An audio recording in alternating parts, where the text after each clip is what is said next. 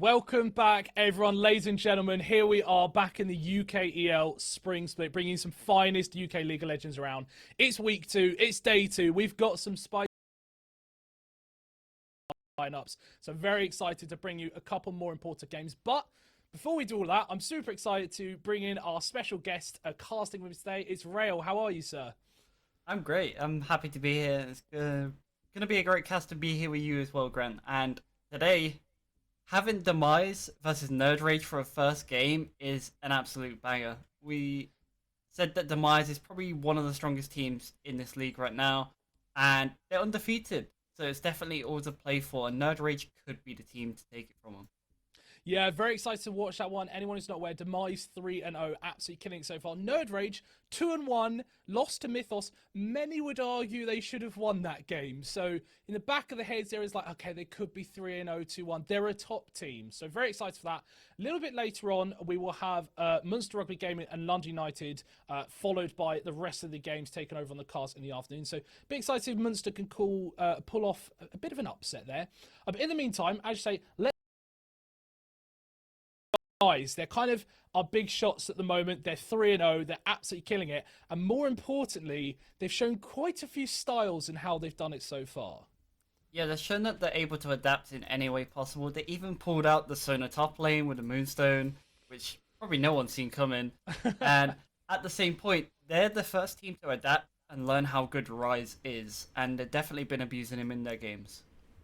Yeah, absolutely. The use of the Rise. I think they've played it top and mid. They've definitely got a lot of priority on that. We've seen, as you said, the Sona top. We saw a much more standard comp the other night. And then back last week, I think we saw some some odd picks. We saw a Yone. We saw a Gragas support. So they're also not afraid to flex. There's some very unique styles, very interesting styles. They seem to be a sort of a jack of all trades, but in a very positive light. Meanwhile, Nerd Rage, 2-1. They did drop that game to Mythos, which showed a little bit of, I guess, unsureness from me. I expected, Nerd Rage to be up there with nerves and fear around how they can close out games so far. I was definitely a little unsure with the comp, what they pulled out. So I can quickly run you down what they pulled out. They pulled out Gragas Misfortune, Rel, Victor, and Dr. Mundo. And Zyke just wasn't having a good time on that Victor. He was getting pretty much hyper bullied by the enemy team, not allowed to have any fun, not allowed to actually CS, and the comp just kind of fell flat after the early game. They built a lead and wasn't able to push it. So definitely looking back on that, they have to work on their mid game transition. If they've worked on that, they can definitely take a bigger fight to Demise today. Absolutely. They seem to be do okay at picking up those early game leads, kind of regardless of composition, even when it shouldn't. But as you said, that translation into the mid game and using that to actually take objectives and fights has been a little bit of their downfall. They've still closed out some games pretty well, but that is how Mythos came back into it. So Demise could have in that back pocket just we'll go for the late game comp. We'll just pick that, how they play it out. Or, as I expect we'll see something a little bit different from Demise and them want to take it forward, and win it out themselves. And that's what I hope we see. I hope we see 2 early game focused comps, because then it's going to get very bloody. And we love bloody games, we always do. I don't think we'll be seeing any Darius in Nerd Rage's games anymore after what happened with him, with Mythos pretty much smashing him mainly because of the Darius. So I don't think they ever want to see that champion ever again. But nonetheless, let's jump into the bans of these games. Absolutely. Well, we see that Gragas ban coming out. I'm going to point out that was played support by Demise the other week, so they are a little bit scared of that. Meanwhile, Ivan, Thresh, and Zed coming out. Zed perhaps a little bit of a pocket pick for someone like Zyke, but the Thresh and Ivan very strong in the current meta. Ivan absolutely loving the Moonstone Water Staff combo, and Thresh providing that great CC. We do see Kai'Sa as well banned away. Now, Kai'Sa is something that I believe Demise have had a lot of like on. Like, Fuyu is a great character. Kai'Sa very much fits into that at the moment. Yeah, for sure. And I do think she's one of the strongest, if not the strongest, AD carry on the patch. But now we have a Seraphine locked in, which is a big flex. It can be played in the AD carry position as an APC. It can be played either Moonstone or full AP. It can be played support. It can be played mid. So definitely a big flex with this Seraphine picked up first. Absolutely. And the Amumu locked in. There's something we haven't seen in a while. That's a little bit different. So Amumu going into the jungle. Of course, if you're looking for a very simple team fight comp, you can't go wrong with the Mummy. Can't go wrong indeed, and so far we haven't had any notice that it's a placeholder, so we might actually be getting a Amumu here today. I don't know how I feel about him right now. Okay. We just had news. Amumu is Samira. My fault. I thought placeholders weren't yet a thing. So we've got Samira, Annie. Annie might even be a play. Yeah, Annie is also a placeholder. So we have Samira and Nautilus. Very standard bot lane. Samira is super strong in the meta. Nautilus providing that engagement. CC.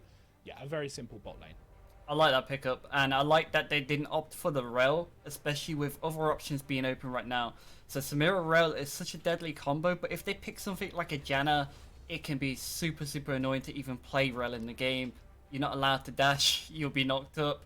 So I like the comp that they just simplified and just went, okay, we can go Nautilus. It's going to work with pretty much anything what we draft here. Absolutely. And one thing is very important to point out is that Olaf picked up on Demise, so next pick coming in there. He has played Olaf twice. He has absolutely destroyed on it. Leon's had a great time on that Olaf. It really fits into that early game style that Demise have been enjoying. It allows them to take control of the map. Olaf so good at sort of that one-on-one fight early on and just being super annoying in the enemy jungle. And then that's followed up with the Rise, which again we've seen play top, we've seen play mid. This is everything Demise want in terms of a draft so far. It is where they've seen success. That's their late game insurance. They drafted early, they got the Olaf, and was like, you know what, we can just take Rise now, get that late game insurance, we're flexible with it, no other team's playing it, we're the only ones playing it, we know it to our best extent, so we're taking Rise. Absolutely. Look, they love to play it mid and use him to move around the map. They love to play in top and just be basically a straight up carry. So good size indeed. We do have another placeholder, I'm afraid. Poppy is in fact Lilia. So if you're on the side of Team No Rage, maybe it's time to buy a few more champs. I'm just throwing it out there. You know, 3 placeholders in a row is quite impressive. So to recap, we have Samira, we have Nautilus, and then we have Lilia. So again, very standard meta champs. I also just want to touch on, because I missed it, I apologise. You'll notice that there's a ban missing on the side of Nerd Rage. That is on purpose. There was a competitive ruling in relation to their roster selection, so they were taken away. They had a ban taken away. So that is a purpose decision.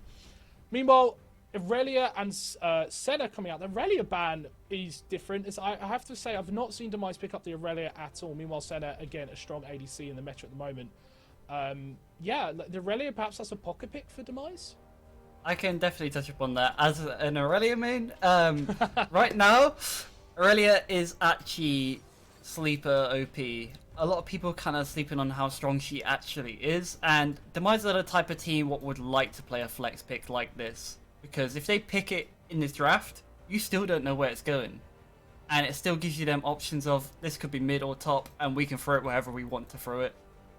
You go to Blade of Rune King build, you have 2 options, Gore Drinker or Trinity, and then from there onwards you just become really annoying, and that could be the Moonstone Soda coming back. We do. We've seen that Sona pick before, so if I had to guess, well, maybe different because of the Aatrox being hovered. We could see the Sona Seraphine double APC bot. We could see it play top. They've done it before. Let's see how this final pick goes in. But you're right, Irelia ban, I kind of said, okay, there we go. So with Aatrox picked, you would imagine it's Aatrox top, Rise mid, and then a double AP situation in bot lane. A lot of AP heavy, you know, the Rise and the double bot, but also with the Olaf and Aatrox. I mean, talk about damage, right? There's no tank here. There's no front line. The Olaf's just going to run at your face. That's as big as the front line gets. Maybe Aatrox dashing in with it. But if you have the damage to take them down, so Samira can try and get into the back line and blow some up with her dashes. You have the same ability with Lilia if she can put someone to sleep. It's a brave comp from Demise, but it 100% fits into their favourite style. Who needs frontline when you've got Gore Drinker, eh? Like, what a game this is now, because Gore Drinker is such a strong item, especially on these 2 champions especially. These 2 champions have benefited more than nearly everyone, other than Renekton as well. They just become so much more tankier and harder to kill. And that's going to be the main story of this. Sona and Seraphine are just going to try to sustain these 2 beefy frontliners for them, and just make them even more unkillable. Even if you buy anti-healing, it's so much healing coming through.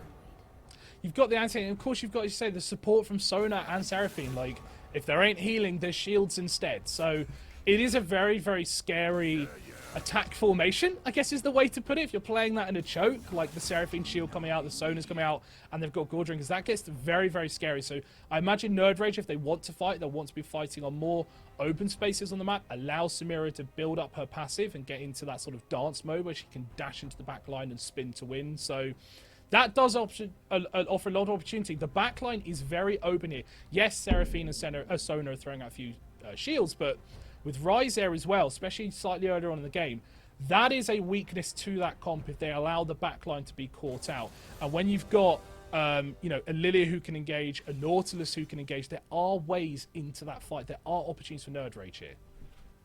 The only issue I have with Nerd Rage's draft is the last time they played the Victor, I mentioned the Victor got bullied. He didn't have fun, got denied so much, and was kind of just irrelevant in the game. So I really hope they've worked on this a bit more and have a bit more defensiveness for this Victor and protecting him a little bit more, because if this Rise gets ahead, there's next to nobody who's actually going to stop him. Absolutely. We'll talk about that dueling 2v2 mid. If you've got an Olaf, you're going to win the duel. So Olaf Rise, you talk about trying to protect that Victor. That is not going to be easy early on with a Lilia at their side. So we'll have to see how that plays out. I do want to touch on the Kled pick, something we missed. Now, we spoke about quite a lot there about how Demise Engage was so important. They just run at you, right? Just as fast as they can, they run at you. Well, how best to counter that than you run at them first? And that is actually such an important tack sometimes. Like, who starts the engage can often lead to who's in the better position in the fight. So Kled absolutely allows that to take place and can get Samira into the fight, can get Victor in fights when perhaps they weren't able to be. If you can find the opportunity to grab that backline, say, and blow them up, all of a sudden looks a little bit scary for Demise. I think the Kled pick's smart. I do think it's an idea that works to counter their comp. I don't know if overall that's going to make a difference, though. So Kled himself as well is a weird champion, because right now he has so many different builds going on. There's either the Gore Drinker or the Sunfire build. So you can even go tanky Kled and be really, really, really annoying. Obviously, also has anti-healing already built in his kit with the Bear Trap on the rope, which is very decent. And then you've obviously got the Gore Drinker build, the more kill build, but also still going to be annoying to kill because you're going to get a healing, you're going to get remounted again. But they do have a lot of burst damage on the side of Demise. Like, Demise draft is so scary to deal with. Once it starts rolling, it's going to be very hard to slow down. Absolutely. I will say, personally, I think the tankier build for Kled makes sense here. If you can get a slightly beefier front line of Nautilus and Kled, and ultimately, you're just trying to be annoying. If you get onto Sona and Seraphine, you're just trying to stop them, get in the way, prevent the healing, pull them away from that Olaf and Aatrox running forward at you. That could be the difference. So that's what I hope. But, you know, Masic, he likes to play carries. He likes to do damage. You know, this is sort of an interesting style for him. I'm curious to see how it plays out. Like, do you think the Sunfire build's better here, or what would you say? I think most of them still just go Gore Drinker just because how strong that item is, and having that extra CDR is always really nice. Obviously, Sunfire Aegis still gives CDR, still gives the exact same passive, the unique passive, the one what gives ability haste per item. So more or less about the same, but it depends on how they want him to play this. If Lilia wants to play through top lane, I would definitely opt for the Gore Drinker. Absolutely. Well, getting into that backline is going to be so key. Let's talk a little bit about predictions here. Demise, as you said, 3-0. Nerd Rage 2-1. Probably should have been 3-0. Who are you putting your bets on to start off this game? From Demise's draft, I'm just going to say Demise, because Samira's not going to have a fun time with such short range into a Sona Seraphine. Seraphine's damage already. I've touched on this champion. She is stupidly strong right now. And combine that with Sona's annoying range as well. There's so much poke going down, and I hope Samira took MR in this lane, because if she didn't, she's not going to have any fun. She's not going to be allowed to play the game, and they don't have anything to really sustain the damage either.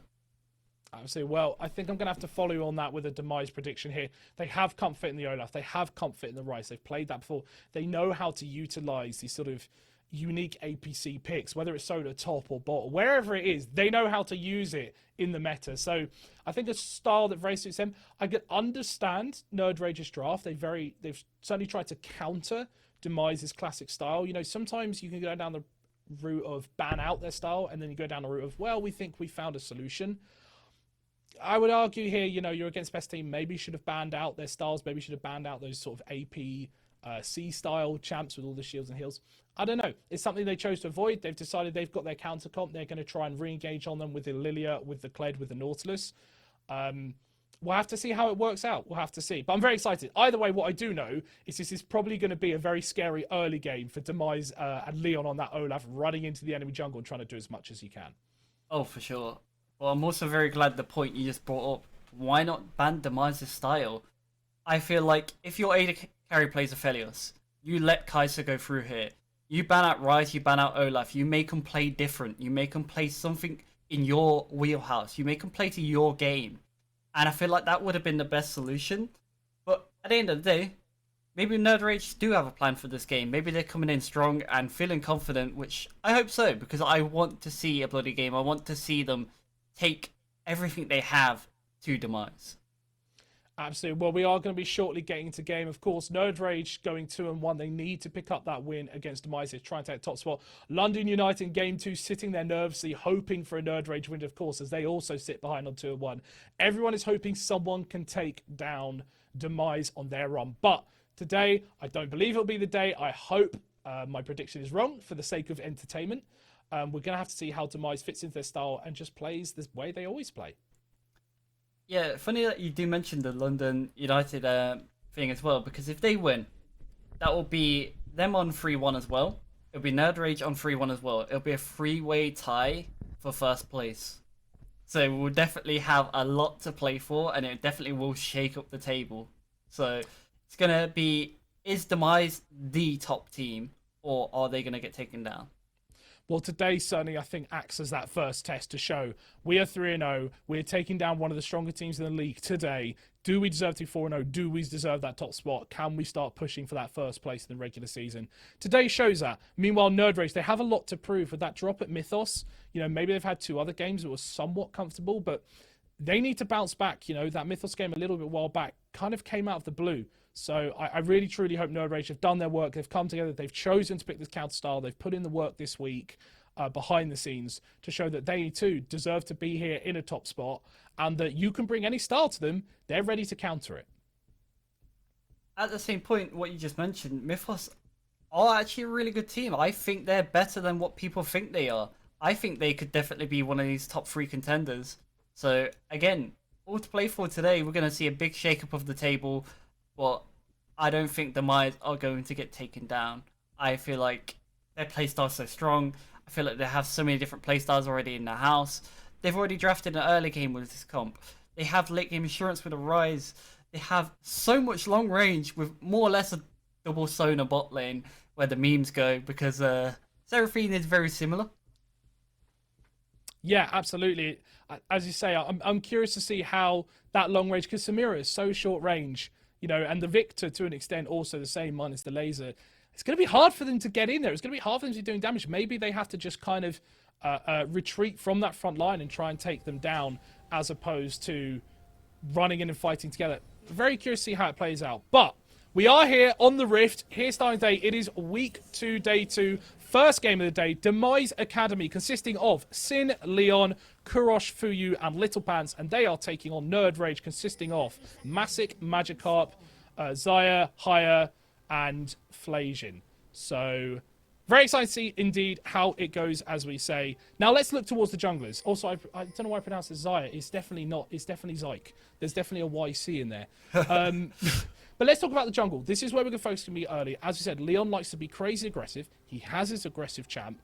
How does Magikarp and to an extent Zyke and perhaps Masic or the bot lane, how do they counter this start? Because Leon getting ahead just signifies that early game Demise danger. I would have liked actually Nerd Rage to invade just to get that ward down, to get that bit more information of where Olaf's actually starting. Looks like they might be going for a late invade, which I actually do like. But if you all get hit by an undertow, you might get run down, but you don't have too much early game damage. Seraphine doesn't have too much in terms of abilities. They are walking in here for the late invade. Lilia's taking away the Raptors. Yeah, they are doing a late invade. Looks like they want to get a little bit pokey as well. Actually, the hook's going to land immediately onto Olaf. This could be the first kill. Smite came down to try and seal him, but Samira's got it. That's first blood of Samira, exactly who you want. Now, all of a sudden, the fight is breaking out on two sides. You see the mid laners on the top side. They're trying to get the damage onto Fiyu. Flash away from Little Pants to avoid the Magic Cart slam. Is going to retreat a little bit as throws out some damage of his own. Now, Nerd Rage are on the retreat. There's only 3 instead of 4. That is the perfect start Nerd Rage wanted. How do you stop the Leon invade? You just kill him at level 1. Yeah, you just kill the man. You take away his Olaf and you take him down. Getting his Raptors so fast to get that level 2 really early just determined how that invade was going to go. And it has been a classic Lilia cheese, what has been picking up more and more. Just invade enemy Raptors. You take them so fast. And there is proof right there. Absolutely. Of course, you have to notice now that Leon, he is starting red by himself. He has no smite either. So that's going to be a very slow start. As you see, Magikarp has already moved to their top side, or it looks like where they started. So Leon, a little bit low on health. It's an Olaf, though. He'll heal up. He'll be fine. And, of course, notice that kill went down onto Higher. If there's someone you want to be picking up that gold, that's the person. Especially in such an annoying lane. Like, I'm not even playing this lane. I can tell you this is annoying and you don't want to be playing into it. Just the range advantage is in their favor. They also have Guardian to be more defensive, with the Seraphine having the heal, so she's got Revitalize. On top of that, you definitely want the gold all going to Samira. She needs to get as much as she can to actually determine how this lane's going to go. Well, you do see the double support items picked up down there, so everything's that style one. Do they go down, like, what's the item route here for that bot lane? Does one go sort of the Moonstone Water and then one goes full damage? Do they both go down that direction? Like, how would you approach it? Do you just commit to the healing shielding? They honestly can both go Moonstone really easily because they're both just going to sustain each other, and then it just means killing them becomes even harder. And I love that the Sona took Exhaust here to actually deny some of the Samira damage here. Yes, very smart indeed. And you did see that exhaust expended early, unfortunately, but when that comes back into lane, at least prevents that perhaps extreme engage coming out the Flagian Undertow, or if they hit 6 and further. You are seeing Leon play towards the top side a little bit. He was spotted out by Massic, so they do know where Leon is, which immediately means that Magikarp wants to move to the other side of the map and perhaps look to trade Scuttlebugs. Leon, despite that poor start, has made a really good return, is now caught up back on CS. And is doing everything he can to stay in the game. You know, it is no Olaf against Lilia. He is going to get ahead, you know, if he just chooses to farm. But the important thing is you keep tracking where he is. And as long as you do that, you can protect Zyke in the mid lane. You can protect Massic in the top lane. But talking of it, I did say they're going to do a scuttle. It looks like actually give it a little bit of fire. They don't want to give it up. They have spotted Magikarp on the walls. They know Magikarp's here. Throws out the... They're actually going to try the gauge. They land the Undertow immediately onto Fiyu. He's going to have to flash away. Hasn't got quite the kill. Stun will come down to Leon with that auto from the Nautilus hook. That should be enough from the anchor, sorry. That should be enough to force them away as Kurosh comes in to try and cover. They break down those wards. They will take Scuttle. Good protection, Magikarp. You spoke, Rare, about how if they want to keep in this game, they need to protect their lanes and prevent Leon getting in. They are doing that so far. They are doing it so far. They're definitely showing that they've been doing their homework, and they're coming out a lot stronger. This Nerd Rage is looking to bounce back, and it's pretty much the perfect start you could ask for right now. I mean, I love this. I love this. They're 600 gold up in a position where they should not be up, and I know they've got the kill to their name, which certainly helps that goal, but the protection they're trying to give Magikarp to ensure that he can tie over that early jungle is really good. So we actually see a flash engage onto the bot side. Fuyu has no flash, remember, but the exhaust comes out and Haya was stunned. Trying to dash forward, get the kill on Fuyu, but notice Leon's now here. Now he's trying to re-engage. Not sure about Summoners here as they will walk away, but Magikarp yet again doing the counter jungle means they will not try to fight. They knew that Fuyu had no flash, so a good attempted engage there from Flagian, but just not enough to take it down. And wow, look at that healing of those shields. They're almost back up to full health already. Absolutely disgusting. I'm glad that Samira opted for the Vamp Scepter, but it looks like we're getting more action. There's a TP. More fights in. They're trying to get the kill immediately onto Fuyu. Got caught out yet again by the Undertow. TP came in from Zyke, looking to perhaps take on that fight a little bit further. Wasn't needed. Just perhaps they saw the fact that Leon was coming. They wanted to stop the fight starting. And Flagian, well, he's landing those anchor hooks from Nautilus for fun at the moment. And, you know, they have the damage early to take them down. Little Pants and Fuyu, they don't have that shield and the healing as they need in the first few levels. Nerd Rage looking to prove everyone wrong who doubts them. And coming out so strong, especially that engage on the bot side. I love this from Flagian. The first initial engage, knowing that they don't have flash, not being scared at all because your Samira has even lifesteal now. And guess what? Your Samira's now 2-0. Absolutely. Look, if you're going to play against one of the better teams in the league, the worst thing you can do is play with fear, to play with nerves, to play quiet. You have to take your chances as you've seen them. You have to not be afraid. I love this from Flagian. He sees the hook, he throws the hook. It's been a brilliant start from him, and that's translated, as we say, into 43 CS for hire, 2 kills, everything they need in terms of gold.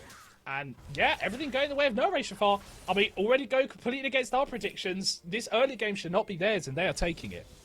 They are taking it, and we're also getting Tank Kled. He is opted towards the That Banny was right. Cinder. So we definitely have a more tanky Kled for this lineup. It's going to be such an annoying front line. And it definitely catches people off guard. People don't understand this champion can be stupid tanky with this item. It is an odd feeling when you are used to playing against target. Oh, as I see Flagian, oh, he tries to go forward. He did use the Hex Flash. I'm loving this aggression from him. But returning to that Kled thing, when you're used to a character, a champion being like a certain health pool, you're used to a certain amount of damage taking them down. When they then go down a completely tanky route, it can actually be so confusing to you in terms of knowing what you need to put out to take him down. So not only have you got the fact that he is playing a tank in a setup and a formation I think is smart, but he's playing on a character which just, it doesn't, you know, it's not normal. It can confuse them, and that can be really, really annoying in the backline. And ultimately, that's kind of his job this game: be damn annoying. It sort of reminds you of when Tank Fizz was a thing. Yeah. And it was just like, okay, why is he tanky, but why is he still doing damage to me? And that's sort of what the Kled thing is here. He's tanky, he's annoying, but he's still going to do damage. You do see Leon hiding in this bush on the bot side, has snuck in without being spotted, it looks like. So perhaps waiting for this wave to bounce. He's looking protected. He's a little bit scared perhaps the Magikarp would be here for the engage despite the ward in River. Nothing probably going to happen on this wave. So just trying to catch out Magikarp. But Magikarp, in fact, sitting up on the top side there. Perhaps looking to do a little bit of work on Kurosh, who did spot him out, it looks like. So they will see Magikarp. That means Leon's going to back and immediately move to top side to try and protect his jungle. And Sin is collapsing here. You do see Kurosh on his way as well. And Sin is actually going to spot Magikarp. Lands the stun, which pulls him back. Is slamming down that blade. That's just a 1v1 kill. The TP from Rise coming in immediately to try and take down Kled as well. The reset sitting on Sin. Talk about how strong Aatrox is. You cannot avoid that damage if he lands it in his little crit sector. Well played to him. A good kill there. And Nerd Rage just falling behind a little bit there. And that's an Aatrox what hasn't recalled yet. That was an Aatrox with a Doran shield. Imagine him once he's got a bit more items. He's going to come back even stronger. I was a little bit surprised that Kled didn't roam down earlier. He had the ultimate. He had the Aatrox pushed in. But just was way too late on the rotation. And because of that, Nerd Rage ended up dropping some gold and dropping the Lilia. Absolutely. That Darkin blade does so much work early on, and with already his 6 in place in that World Ender, he's starting to get really strong. You see Masic, you know, and he doesn't have those tank items yet, but then also doesn't have the damage out of the way. It gets very scary. There is a dive potential looking here. Masic, he's trying to build up that Rage Bar underneath, which is going to get him back on his feet. Done a great job. He's made it halfway. He's actually trying to fight here. Doesn't realize Leon Weir doesn't manage to remount in time, so can't pick up the vulnerability. Leon is there. That's a second kill for Sin. And all of a sudden, just as we're talking about how well that Nerd Rage are doing, a couple of mistakes puts Demise back in the game. And it's becoming a game of top versus top bot side. But they do land the double ultimate knockup from Flagian as he tries to push away. Flash away for few. A lot of damage actually returned onto Hyatt from that tower. Again, Flagian wanting to be aggressive, knows the summoner situation, and now they are trying to translate it. It's become a game of top lane versus bot. I want to hand it back to Rail, but it looks like they're trying to fight again. Undertow does land yet again, perhaps not on the target they wanted. TV's going to come behind. Hyatt's really low. Flagian, he's taken too much tower damage. That's going to be a kill for the side of Food. Flash away from Hyatt. Doesn't want to face that Dark Blade. No 6 for the side of Sin now. Ultimate low. Flash forward though. The Rune Prison catching out Magikarp, and this is too over aggressive from the side. As Sin actually gets an automatic reset on his ultimate. Trying to check Hyatt. Notices no flash. Infernal Chainsaw down. Land shut down for Sin on that Aatrox. That is a 4-0 Aatrox. If you talk about a big front line, oof, that gets scary. I tell you what's scary, it's Eclipse Aatrox, which is a thing. It's really strong. It can actually deal with tanks just fine as well. So this Aatrox is going to get a huge shield in this matchup. And you're already seeing the damage he's putting out. This man is already the scariest member on the map. It has been a game of top side versus bot side, and credit to Demise for finding perhaps a slightly different strategy when the Olaf wasn't working out, when Leon got caught out and pushed away by Magikarp. Instead, they just go, well, we see bot lane struggling, they're engaging really well. Let's just put our resources to the top side and cancel out Massic. Great work from the side of Demise. And on the flip side, Node Rage, perhaps a bit too aggressive for their liking. You know, they've gone in full, Flagian's gone in aggressively, they're trying to get the kill, and you know, not noticing the TP timers, perhaps not understanding that, you know, it can immediately be a 4v3 despite Magikarp there. Node Rage just falling a little bit behind now. Yeah, they are starting to fall behind. You can see they're nearly 1k gold down, and they're not at the point where they are as strong anymore because they want to put the resources into the bot lane, but then the Aatrox comes down to deny that. Ooh, right, well, we do see an attempt to engage actually into the fight. They're immediately using the time warp from Rise to get into the realm warp, sorry, get in there, they get another kill.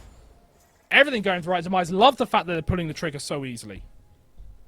Pulling it straight away. As soon as they catch Lily out of position, they're like, okay, this is a free dragon now. The pathing was really smart there to deny Lilia walking into mid lane. She had to go the long way. As soon as she spotted out there, instant Rise realm warp.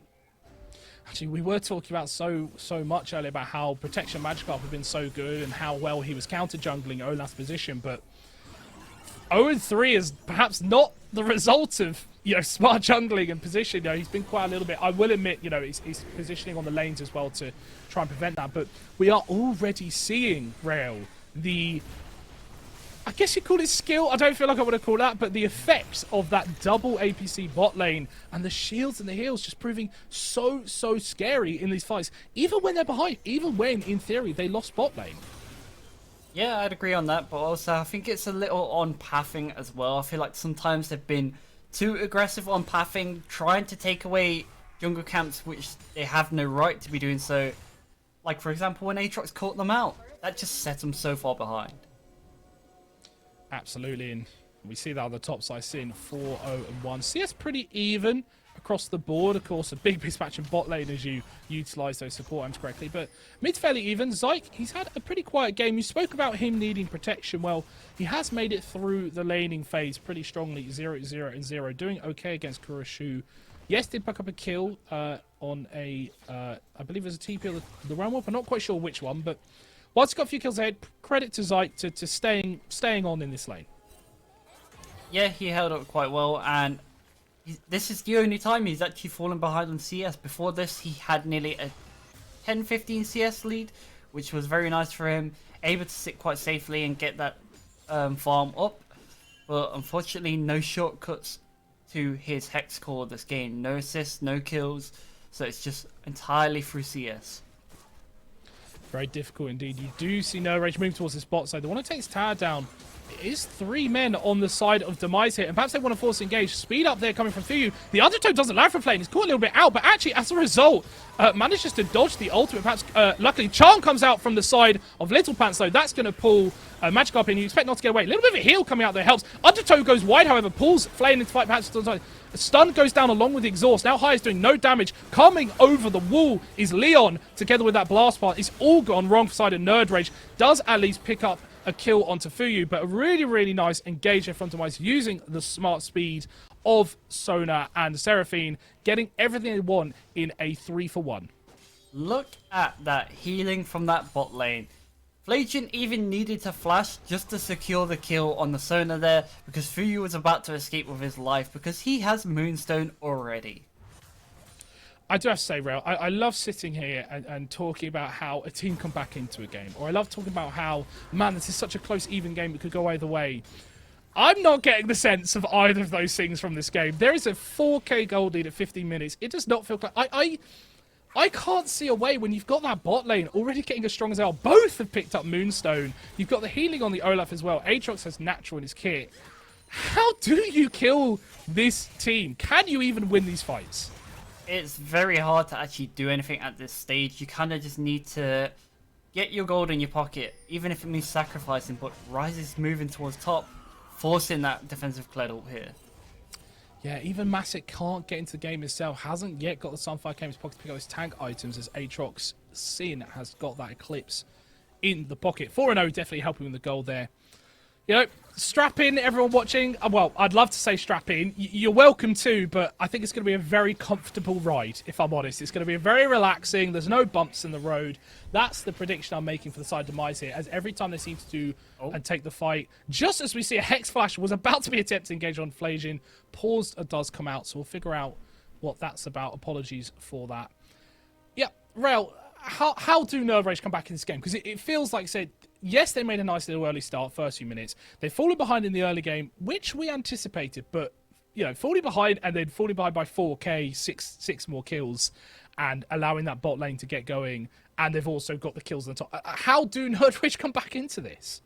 At the end of the day, they still do have a Lilia. So Lilia still does have that massive team fight presence, and if Lilia gets that free 4-man sleep, that could be your avenue back into the game, especially if it's one of them healers. If it's that Sona, if it's that Seraphine, if they are taking out that fight, that definitely is going to deny a lot of healing. Anti-healing is a must. That goes without saying. You see that entire team come, it just screams healing, healing, healing, healing, healing. Every single member can heal, and they need to get anti-healing, and they need a big Lilia ult to sort of come back right now. Or maybe even a side lane pick. But it's very, very hard to make one happen, because you go to side lane, there's an Aatrox. You go to the other side lane, there's probably going to be a Rise. And they've got TPs, and they've got a Realm Warp, and the Aatrox is ahead. If you go towards Sona Seraphine, they just won't die. I already get nervous when I hear that your version of a comeback is a really, really good Lilia ult. Because that means just like, okay, so they have to outplay to come back into the game, which is very not ideal. Look, we haven't seen a true 5-on-5 team fight yet. We haven't seen that Kled utilised yet. The Lilia with the opportunity.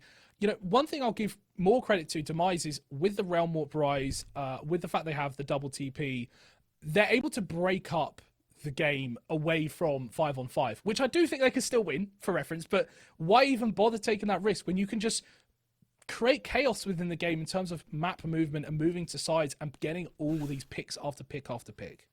This is honestly why I think Demise is this good, and their draft shows it. They show that they can draft either we can teamfight you, or we're just going to 1-3-1, or we can even 1-4.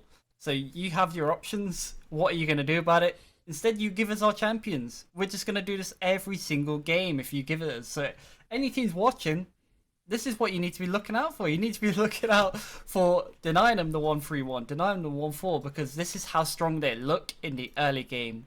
With a champs, what scale, absolutely insane. They have a Rise, which is still not even at its big power spike yet. So, for Nerd Rage, there's still hope, but it is on a slim margin. I love the adaptation from Demise. It's the sign of a really, really strong team when you've got the ability to perhaps look at a 5v5 fight and then Nerd Rage try and pick this sort of counter comp to the fight, counter comp to the engage. They go, well, we've got the chance to make it a 1-3-1 or a 1-4. You can put Rise on the sideline. Aatrox is so ahead, he can now go on the side lane. You have the Sona Seraphine to just sit in mid and protect one another. They have such ability to flex a style within the game, which is quite rare to see from a draft. You know, they can go literally all three of 1-3-1, 1-4, or 5 mid comps. That's so rare to see, and they can just pick whatever works best for them. So I think this is perhaps a little bit of a note for other teams, which Nerd Rage haven't managed to do, which is you need to ban out one of these styles, right? Nerd Rage, I like the idea. They've tried to come in, they've tried to counter that engage 5-man comp, but that's all it's countering. It can't stop the side lanes. It can't move them out the map as clearly. You don't have the ability to move side lanes like Rise can or the double TPs can. You're countering one specific style that Demise don't have to play to. Yeah, for sure. And it's hard to say how Nerd Rage could have... I'm trying to find the right word here without sounding too negative. Because I did not like the draft against Mythos, and I did not like the draft here, because I get the idea with a Samira, but then they had no other lane what has pressure in the game, pretty much. So you have a Samira Nautilus, which is meant to be your strength, but then all your other lanes are losing. Your Victor's pushed in. Your top lane's pushed in. Who gets priority? Rise gets priority? Aatrox gets priority. What happened? Aatrox came to bot lane and just slapped your Samira silly because she was the one carrying the game for your team. And he just said, no, we're having none of that. we're not having any Samira Dukes these days. We're not having any Samira carrying. We're just getting rid of you out of the game. It's a good point, and actually, if you take it even further, the Seraphine Sona early is going to get prio. They can just push the waves of their abilities. And if you're going to talk about prio in jungle, what's more prio than an Olaf? I know he got killed early, but you've seen how he can so easily come back to game.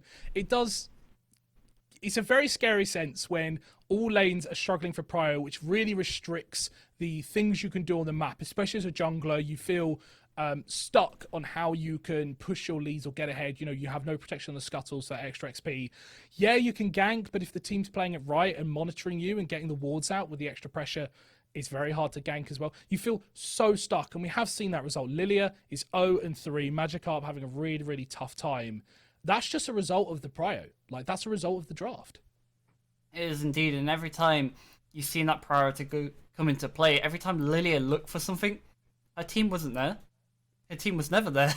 Her team tried coming, but before that, Demise are already there. They're already ready. Aatrox is already back at his tower, ready to TP. What do? A Fed Aatrox coming down with Eclipse. He hits you with 1Q. It's pretty much lights out. It's certainly tough indeed. So for anyone just joining us, we are in a pause at the moment. We're here on Demise versus Nerd Rage. Demise unbeaten and certainly looking like they're going to continue that sense. But we'll try and figure out what's going on with the pause. We'll get some news to you very soon. In the meantime, I want to talk a little bit about the next game. So actually, I've just got some news in. Sorry, there's been a power cut for one of the players. So one of the players is dead in the water. Hopefully they can get that oil generator in the backyard turned on and get going again. But let's talk a little bit. Look, we focused a lot on this game. It looks like Demise in a great position. How Nerd Rage is struggling. I want to perhaps just switch a little bit as we have a little bit more time here to game 2. I want to talk a little bit about London United versus Munster and kind of where we think that's headed. Because London United, don't forget, they're 2-1. They want Demise to lose this. They want to catch up. They have been a really, really strong team. They haven't had the cleanest games, but they have been someone that we've all predicted to be up there at the top. For them to catch up, they need Nerd Rage to step in here. And they've got, I love Munster, I love the guys at Munster, but they've got their easy game of the split against Munster, you would say. Yeah, for sure. Munster definitely want to bounce back, and they want to show that they compete here. If they do not actually bring a strong game to London, it looks like they could just honestly end up bottom, and that's not what you want if you're a Munster fan. You don't want them to just end up bottom. You want them to actually get some wins on the board, so they look like they can compete and even hit playoffs, potentially. Whereas London, like you said, probably their easiest game of the split coming up. And if they get this win, which is looking more favoured, but we'll have to see draft, of course, they're going to be the ones to next probably contest Demise as well. Because right now, there's only a few teams I could see taking it to Demise, but at this point, Demise still seem that extra level above everyone else. Yeah, I mean, on my list, it's Nerd Rage, it's London United, and it's Mythos. Nerd Rage are we can see firsthand looking in trouble.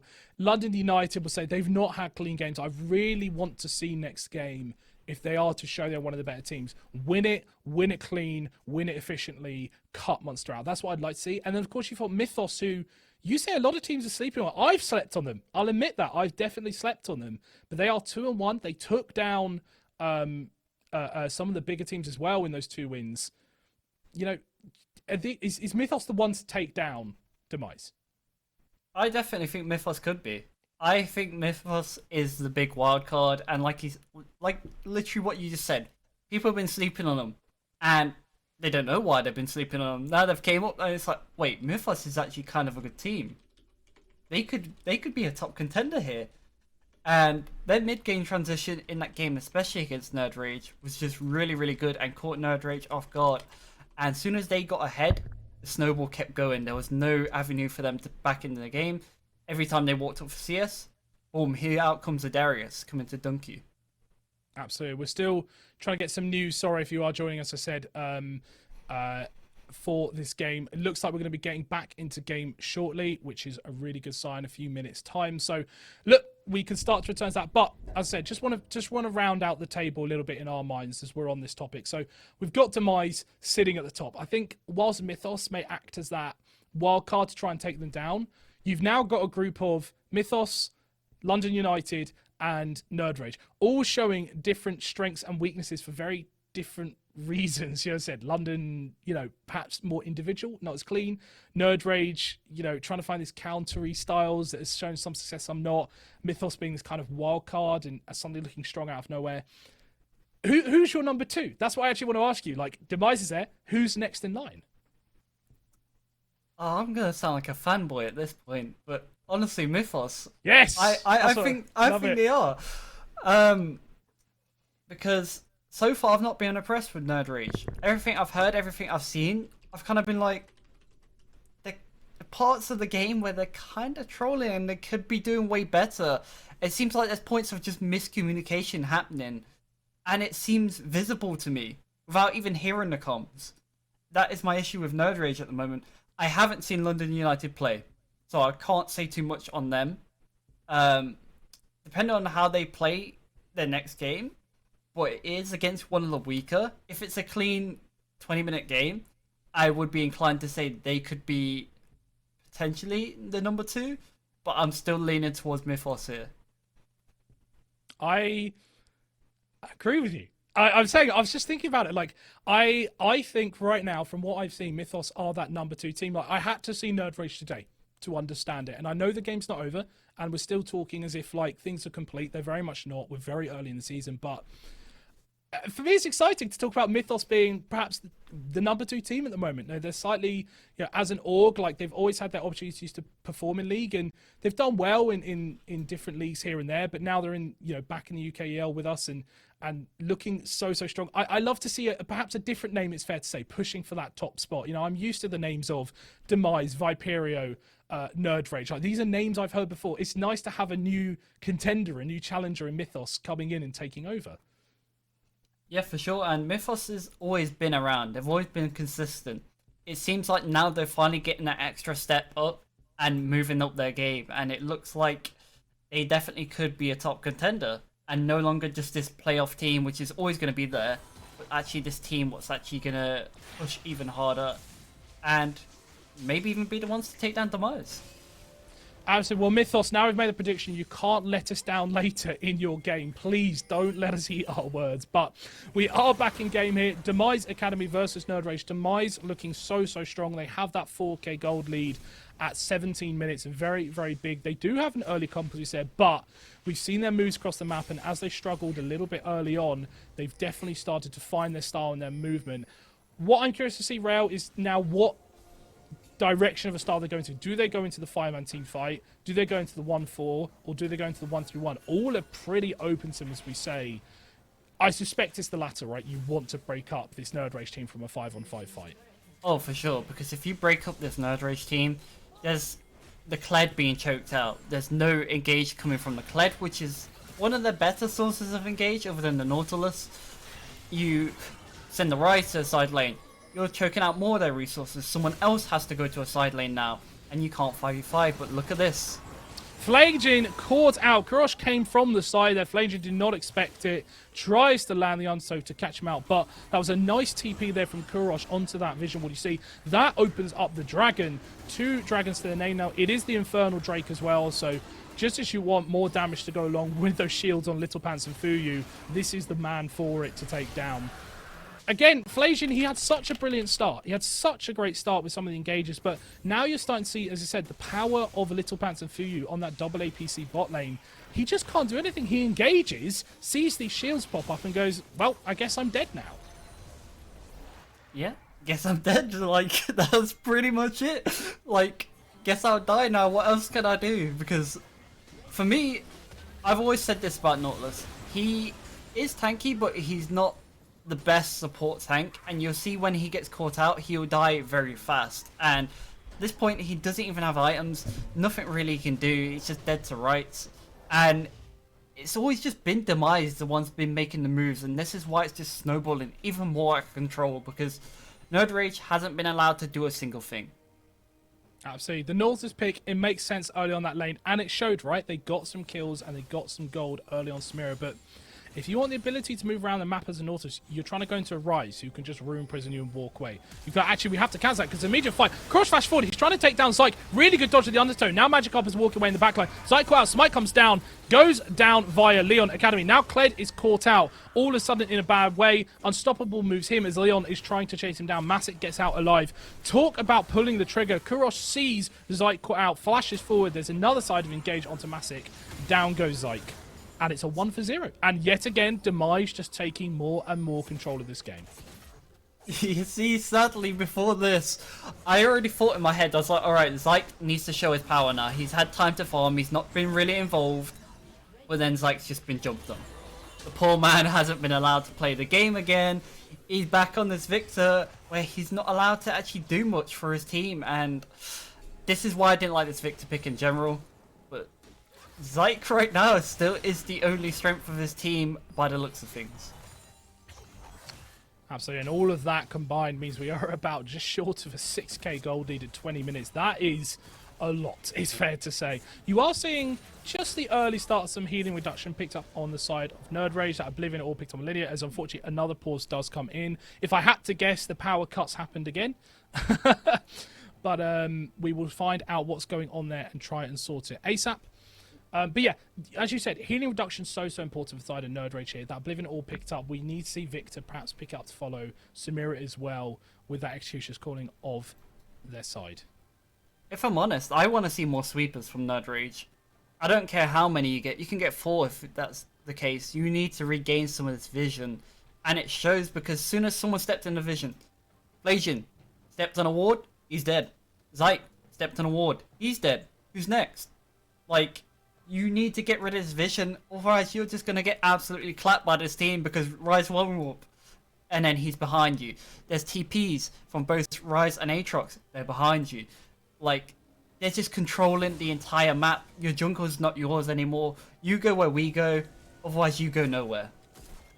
Absolutely. Well, good news. It was just a slight disconnection. We are back in game yet again. Hopefully, our internets across the countries hold and we don't see any more pauses. But yeah, I think you say it's a tough situation for Nerd Rage. Really tough. That Flajian Nautilus pick starting to look weak. Zyke, as you said, the range together with the lack of mobility just starting to look tough. Everything going the way of Demise, and they are playing so well. And if they are heading this direction, deserve to be top of the table. Yeah, for sure. They definitely do deserve to be top of the table with how they're playing this game. I can't stress enough. Stop giving this team Rise. Please stop. This is the 3rd time they have clapped someone Rise, I think. Not the yeah, definitely the 3rd because they played something else different in the mid lane. I can't think of it off the top of my head, but this is the 3rd time they've clapped teams for Rise, and every team's just like, you know what, have Rise, slap us. We like to be slapped, but no, ban this champion. Absolutely. And as you talk about ban that champion, Nerd Rage are saying, let's ban this Sin by taking him out of the game. The whole time this is happening, don't forget, Baron has started as Sin getting the damage down. Flash over the wall. He's causing so many problems. Causes a double flash to follow. They should pick up the kill. And no! Gets over the wall with the Umbral dash. He is alive. Now they're having to TP the top side because Baron's been taken away. Look at the damage coming out from the Olaf and the Rise as they get out with the Realm Warp. Beautifully played by Demise. Sin doing his best dancing moves with his shoes on. Gets out alive. And Demise get everything. Oh, what's the cry for Nerd Rage? They just gambled everything on catching Sin, which was the best move they could have done. And then Sin just says, you know what? I'm jumping over this wall. See you later, boys. You've already used flashes. And they can't catch this man. He is too fast for you. He is too good for you. Sin is putting on a clip in this game. And I don't think you're going to kill him at this rate. Absolutely. And I have to say, my stats man in the chat has showed me you were a little bit right talking about Romans. Don't give him Rise. 3 times Rise. 1 times TF as well. So that fits into that roaming style, that movement across the map, as you say. I do want to touch on something. Some of the more wide-eyed among you may have noticed that Little Pants is sitting in base. The power cut has happened again, and unfortunately, under the rules, we do have to play on with that. So it is currently a 4v5. If there was a chance for the gods to align for Nerd Rage. It is this. However, this is such a strong Demise team. They have Baron to their name. Hopefully, Little Pants will be returning very, very soon, and they can still play with this Baron in mind. As you do see, Nerd Rage, they want to form an engage here. Flajian, he's looked at the undertow. You have Sin on the bot side moving in. Actually, Crush is called out. He's a little out of position, trying to move away. He's shut down. It is at least traded back. It's currently a 1-for-1 as the two mid laners are down. Look at the damage though coming through. You cannot stop the shields. You cannot stop the movement. It doesn't matter if you have 5 people. Demise will take you down. Unstoppable goes Sin as they pick up kill after kill. That is a 4-for-1, and that was a fight where Demise were technically caught out. Fuyu who? I mean, not Fuyu, sorry, Little Pants who? They don't need Seraphine. They've got another Moonstone user. And it just showed right there, you caught Rise. Olaf and Aatrox are still in this game. I'm gonna empower them. Fuyu just escorting them to pick up their 3 kills on a plate. Kurosh did such a great job of, even though he got caught out, actually just taking the amount of time to survive it as long as he did. It was long enough for the rest of the team to engage onto Zyke and take him down. So really well played there, considering not a good start to that play. So he's done a great job. Look at these scores across the board. 5-0 Sin, 4-1 Leon, 3-1 Kurosh. Your carries have the kills. Your shielders have survived. It is everything you want in terms of the gold movement in this game. All of it translated is almost 8,000 for the side of Demise. As you're seeing, even in this moment, a tank Kled has to still dash away from a Sin who's got all that gold in his pocket. Something makes me very unhappy with just Nerd Rage, with the fact that I'm seeing that still Samira doesn't have anti-heal. Nautilus hasn't bought anti-heal. It has taken them nearly 25 minutes to build anti-heal items.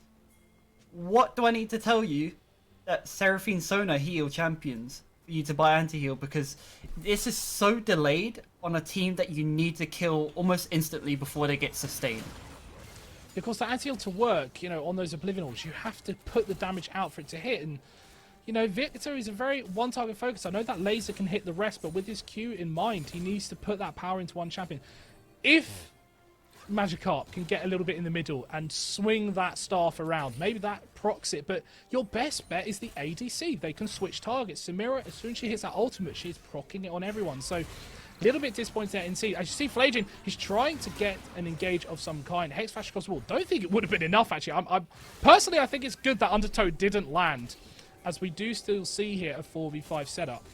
I feel like that's been the case for some of the game, Grant. I feel like some of the hooks he just really did not want to hit on Flajian, but he's been actually really accurate with them, even leading to his demise. Love it. And you have to say, the player's minds, like when it's in your head, when you feel behind, when you feel pressured like this, when you just feel you are losing the map in such a controlled manner, there's nothing you can do. Patience goes out the window. You just start to go, where can we fight the magical fight? No. Your head goes, F it. I'm just going to go in here. I'm just going to land the hook. I'm just going to try and force something right now. I need to. You just get stuck in such a panicky, aggressive mode, and controlling that mindset is so important for a comeback. And at this level, it's not easy, and I'm seeing that from Nerd Rage. They are just trying to find the engage no matter what, and it's not working for them. They've only picked up 1 kill in the last 10 minutes or so. And Little Pants still ain't back. They're still playing 4v5 as well. Talk of the devil. I say his name, he appears. The Magic Man is back. But do they need him? I mean, that's the thing. At this point, you know what? Maybe you're trying to make it more fair by doing 5-4. Why not make it 5v3? Why doesn't someone else go, have a cup of coffee, make some lunch, have a break? I still think they win. So it is all control of Demise. They have strong position, but you do see Little Pants. Welcome back, sir. I'm glad that power cut is sorted. They've revved up the engine in the background. He is back. You know the worst part? He's been AFK for nearly 4 or 5 minutes, and he's the same level as Flajian. Oh, It's so tough as we see a Realm War attempt on the top side. Actually, Sinner's coming behind though. They want to take this fight. Look at Clay. He's causing problems to Kurosh on the line. This is perhaps what they want. They're split on the team, but it doesn't matter because that damage from the Darkened Blade of Sin is too much. Zhonya's goes to Magikarp, tries to flash away, is not enough. Followed flash away by Masick. Can't even remount. You thought that might be slightly good with the split up of the team, but Sin is slamming down the Darkened Blade one after the other. He is ending the world, and now he wants to end the game.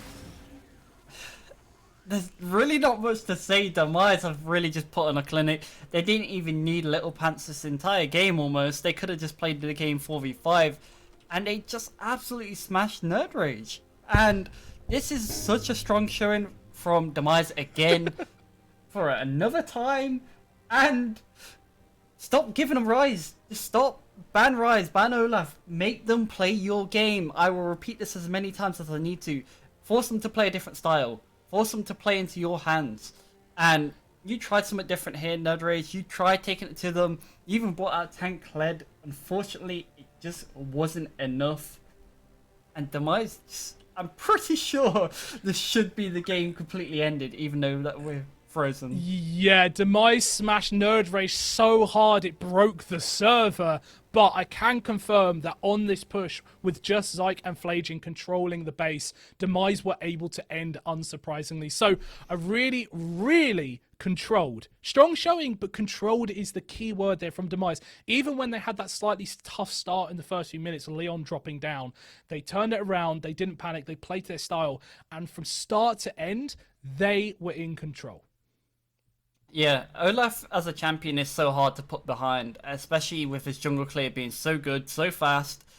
You've seen him outfarm Lilia within a matter of like 2 minutes despite losing his Raptors and his life. It really did not matter putting this man behind because he was like, you know what? I still have Moonstone bot lane. Do you? I love it. I love it. Absolute credit for that drafting on the side of Demise. I will say a question for you, Rail. You know, how do Nerd Rage pick themselves back up from this? They are 2-2 now. You know, they've dropped 2 games. Admittedly, one, of course, to Nerd Rage. Not Nerd Rage. They are Nerd Rage. One to Demise and one to Mythos. 2 of the stronger teams in the league. They want to be up there. What are you looking for from them to kind of take that next step? Well, for one, I think they needed these losses. You do learn a lot from losses, and you've lost to 2 good teams. This Demise game especially, you can watch back and just look at how clean Demise's macro has been. And they even took everything from your jungle. From early, they had wards in your jungle. Lilia had no freedom to do what she wanted. As soon as she went invading, she died. And just looking at that, you can just say, okay, their vision was way better, their macro was way better. How can we improve it? Just watching that game will help you immensely. Absolutely. Again, so well done to Demise. They will move to 4-0. They will top the table and they will take sole control of it. Meanwhile, Nerd and Rage fall to 2-2 in that mid-table. Don't go away, folks. We're going to be taking a small break, but when we come back, we will be seeing London United try and push for that top side against Munster Rugby Gaming, looking to pick up their first win of the split. Don't go away.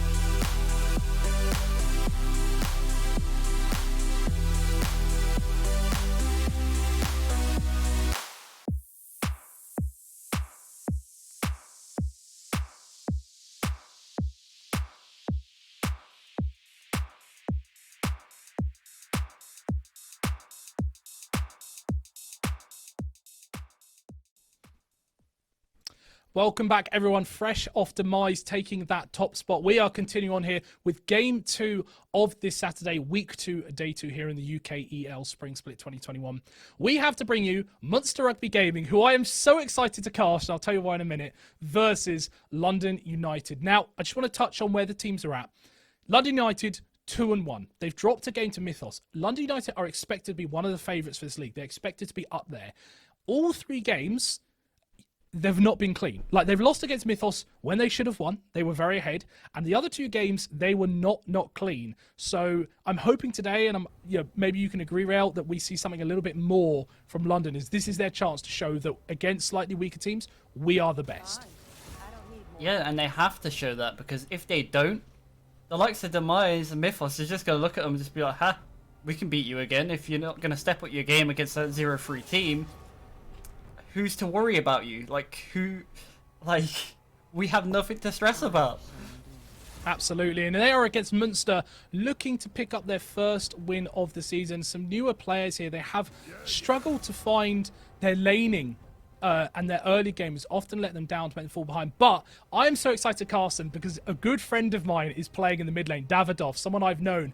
Lawyer turned League of Legends player. You love to hear it. New to the UK scene. So I am secretly hoping Munster win, even if perhaps my heart says Munster, my brain says, what are you talking about?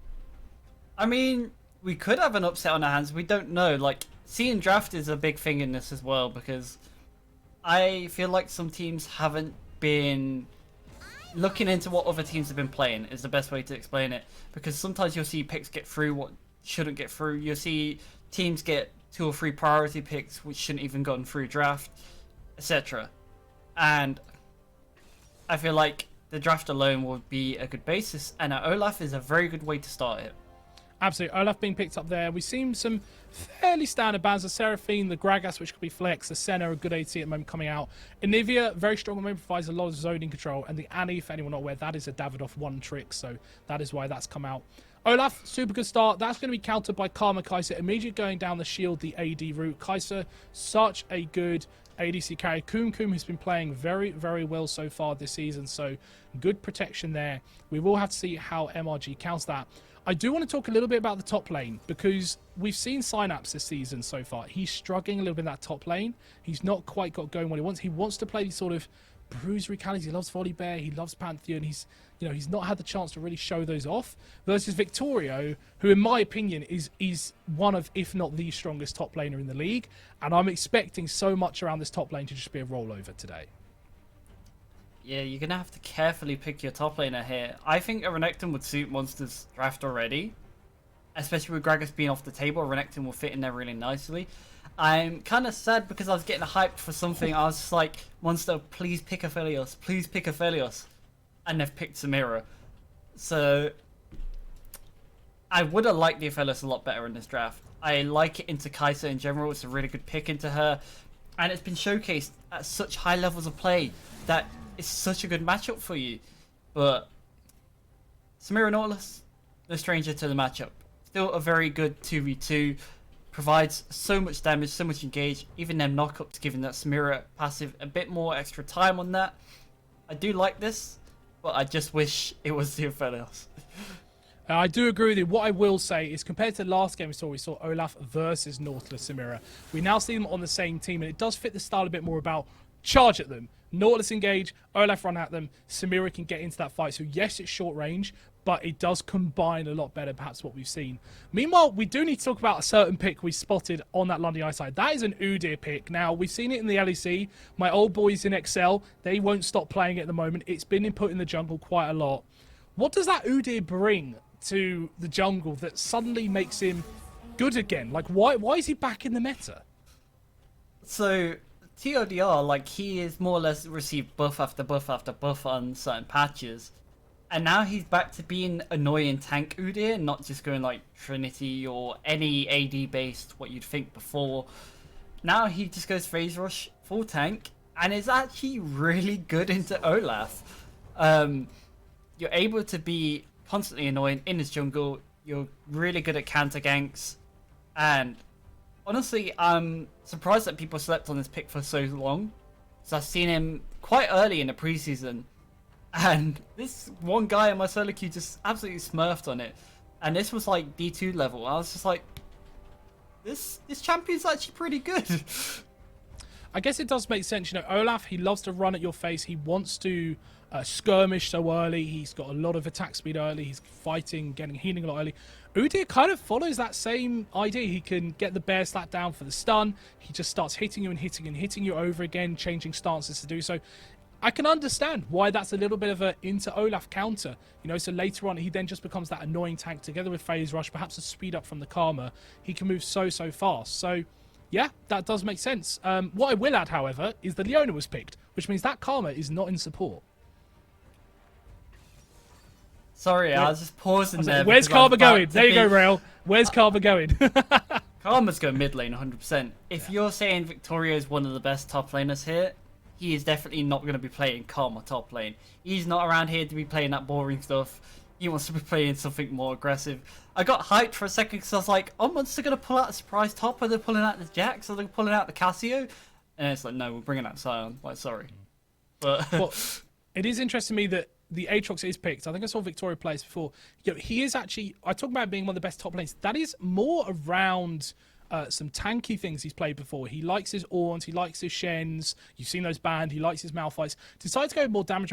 He is known to play brawlers. Renekton, Jax, you could argue Ornn nowadays fits into that kind of thing. So he does like to play these brawlers, which Aatrox fits into in a little bit of a lesser sense. But I'm curious to see how it does. Sion in return, I think that's a smart pick. It's a very safe pick. It's very hard for Aatrox to truly kill a Sion. And also the Olaf and Goose coming up on the top side. Yeah, Aatrox, he needs to be getting those knockers. He needs to be landing those Darkened Blade crits, which knocks you up, which resets his passive, all those things. You're against a Nautilus who's going to go into. You're against a Samira who can dodge out and also, of course, use the spin to try and cancel out his projectiles. And Olaf, with his ult, can't be knocked up. And then Sion, who won't die. Unless he's getting on the Victor, I actually see this being quite a tough game for Victorio. To be honest, I have a little bit of a different input onto Aatrox into Sion. For me, personally, I felt it is very easy for Aatrox to actually bully down Sion because you're not able to actually get your Q up most of the time. If Aatrox is good, he can deny your Q almost entirely in the lane. And that's going to deny you 1 CS, 2 damage. So, like, I don't want to see a Q max Sion. Definitely not, because you're not actually going to get your Q off many times in this lane. And you're very easy to dive with an Udyr. Udyr Aatrox dive setup, really easy to do. And not only that, if Karma goes missing even for 1 second, you're the target. She's coming top lane as well. Absolutely. And look, for everyone watching at home, yourself, Rail, that is why I'm the play-by-play caster. I'm not the colour caster. So good points, well made. And now I think about it, oh yeah, actually that does make complete sense. So look, it's a very it's yet again quite a similar setup to what we've just seen from Nerd Range, the Samira, the Victor, the Nautilus, and we just saw how much that struggled. Slightly different jungler to go with it this time, but that short range yet again effect. I guess the short range doesn't matter as much here. London United, you know, they want to get in your face as well. Kaisen wants to get into the back line with her ultimate. They're going to be running at you. So short range not as mattering here. Do you see this as a good draft for Munster into what they're playing against? I do think it's a decent draft. I just feel like there's some elements what could have been better. Like I said, I feel like the Aphelios would have been really nice here. Well, obviously you've opted towards Samira. The only reason I don't like Samira here, at the end of the day, once you come to the end of the draft, this is hindsight. But you're playing a short range AD carry into Leona, Karma, Udyr, Aatrox, who all want to be as close as possible to you. That's so much CC to interrupt your ultimate. Like, good luck getting a good Samira ult this game. Yeah, absolutely. When you talk about trying to get off the ultimate, it's so key to Samira to get that damage down, compared to an ADC who's just hitting, kiting, and trying to dodge his abilities. You know, it's not easy for Samira to take so much engage from Silently Untainted, who I have to say, their draft fits into London United style through and through. Forms of engage, ability to run at their face, push them down, grind them down, and if needs be, we'll just outplay them individually in a fight. And this fits into that. And also, there's so much healing again. I feel like this is all we're going to be talking about on this patch. Probably going to be Moonstone Karma. there is different variations of how you can go with this Karma, which is completely fine. She's always been a flexible champion. Udyr getting sped up. Scary thought already. Like, the guy's already pretty fast. If he's coming at you even faster, what are you going to do? That's a good point indeed. And you can even give Aatrox a little bit of speed as well to help him land those Q hits. So, London United filling this out. Now, I like this a little bit to last game, and here's why. Demise had the ability to bring out numerous styles that just countered whatever it is that Nerd Rage had. This game is a little bit more simple. Like, London United want to fight, and based on what I see, even if I don't slightly agree with the decisions, Munster want to fight. And I'm hoping we see fighting and lots of fighting. And I don't think this is going to be a clean game. I think there's going to be a lot of deaths and a lot of kills. I'm quite excited to see how this plays out. But with that in mind, do you see that game going the same way? And like, who's your prediction on? I see it going the same way. I am leaning towards London just because their comp is very simple to pull off. So far, I'm just going to say this in general, UKEL, I do not like your victors. So far, it's not been very good. Every victor I've seen so far has kind of just been when I've just seen I've seen things like the Rise come out and then just happy slap people. I've seen just better picks come out. So I want to see more adaptation, but yeah, like I said, I'm leaning more towards London. The draft is very easy to pull off. Good luck to Samira this game. If they can play the Samira well, like, it is definitely a big win condition. But there's so much CC to be playing around with. Absolutely. Look, outplays might just be the name of the game here, as we do need to see Munster Rugby Gaming pick up their first win of the season. They are 0-3. That is a team consisting of Synapse in the top side, Goose in the jungle, Davidoff mid lane, and Keverman and the Mask of Jelly make up that bot side. Meanwhile, London United 2-1, wanting to get another win on the board, wanting to push for that top position and start to fight against Demise. That is Victorio in the top lane, Marwa in the jungle, Articuno in mid lane, Kum and the Heathen make up their bot lane. And the biggest thing I want to see today, Rail, having watched Munster a bit as a little bit of a Munster fan, I want to see them lane better. Straight up. Not much more to it, which is a weird thing to say. But I want to see them control their lanes. You know, you are going to probably see the Aatrox pushing topside. You are probably going to see the mid and bot be a little bit more even. I want to see them take control of the lanes, really open up Goose on the map and utilize that Olaf early. That is what they need to do. That is how Olaf plays. Yeah, it's a very good condition for them. This bot lane 2v2 is going to be the spiciest one ever because both bot lanes are aggressive. Both bot lanes are going to want to be aggressive. So my eyes are focused towards this bot side entirely. Absolutely. I would love to see a little bit of fighting early on. There's Articuno going very aggressive in the mid lane, wants to get damage down onto Davidoff. You see the second part of that Q increase landing onto him. So Pot immediately burned there, gets a little bit of healing out, trying to hold that lane. A little bit of CS there. And as expected on that top side, Victorio pushing in and in and in. One thing to notice, there was no invades. There was no wards put out. No one knows where the jungler started outside who is helping Leash. So I'm curious to see how Marwa and Goose think they're playing the game and how they try to counter one another. Yep, meanwhile they're more or less at the same points in their jungle. Olaf a little bit ahead, his clear is definitely faster. And he's going to be towards his bot side first, which is really good because his bot lane has this pressure. They're going to be able to get this Scuttle Crab, and maybe even the counter gank if Udyr comes for it. Yeah, great to see the Mask of Jelly and Keverman really doing a great job pushing that bot side in. So they want to come protect Goose. They now know that Marwa's here. He's going to walk away. You don't want to be fighting Olaf at level 3. Trust me on that one. I've tried it in solo queue. It doesn't go well. So they're just going to walk away from Scuttle, and that means Marwa most likely just going to move to the top side and pick up some of his own. These simple things like this make me happy. Udyr is not wasting time. He's going straight towards top Scuttle. He's trying to get whatever gold he can before Olaf comes across. Karma is actually pathing upwards, which is not too great, but Victor not able to contest either, so actually going to get away with the Scuttle. Yeah, using that pressure well in mid lane. Articuno willing to sacrifice a couple CS to protect Marwa as Goose beamed for that top side Scuttle. They'll take that down. Pretty even jungle start so far, which you'll always say that's a little bit of a win for London United. You know, it doesn't take long for Udyr to get going, of course, but you know, compared to an Olaf, it's a little bit slower.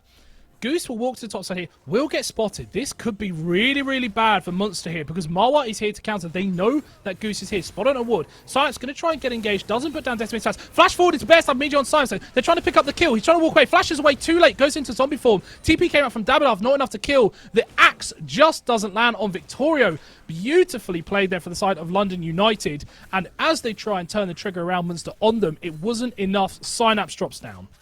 That was a massive win for London as well. The flash bear slap more or less telegraphed that perfect ward in the river, spotting out Olaf. But look at the bot lane. A lot of damage coming down. The passive isn't quite procced on the Master Jelly. Might have been enough to take him out as Keverman is trying to return the damage, getting a lot down onto Kaiser at least. Kum has to walk away.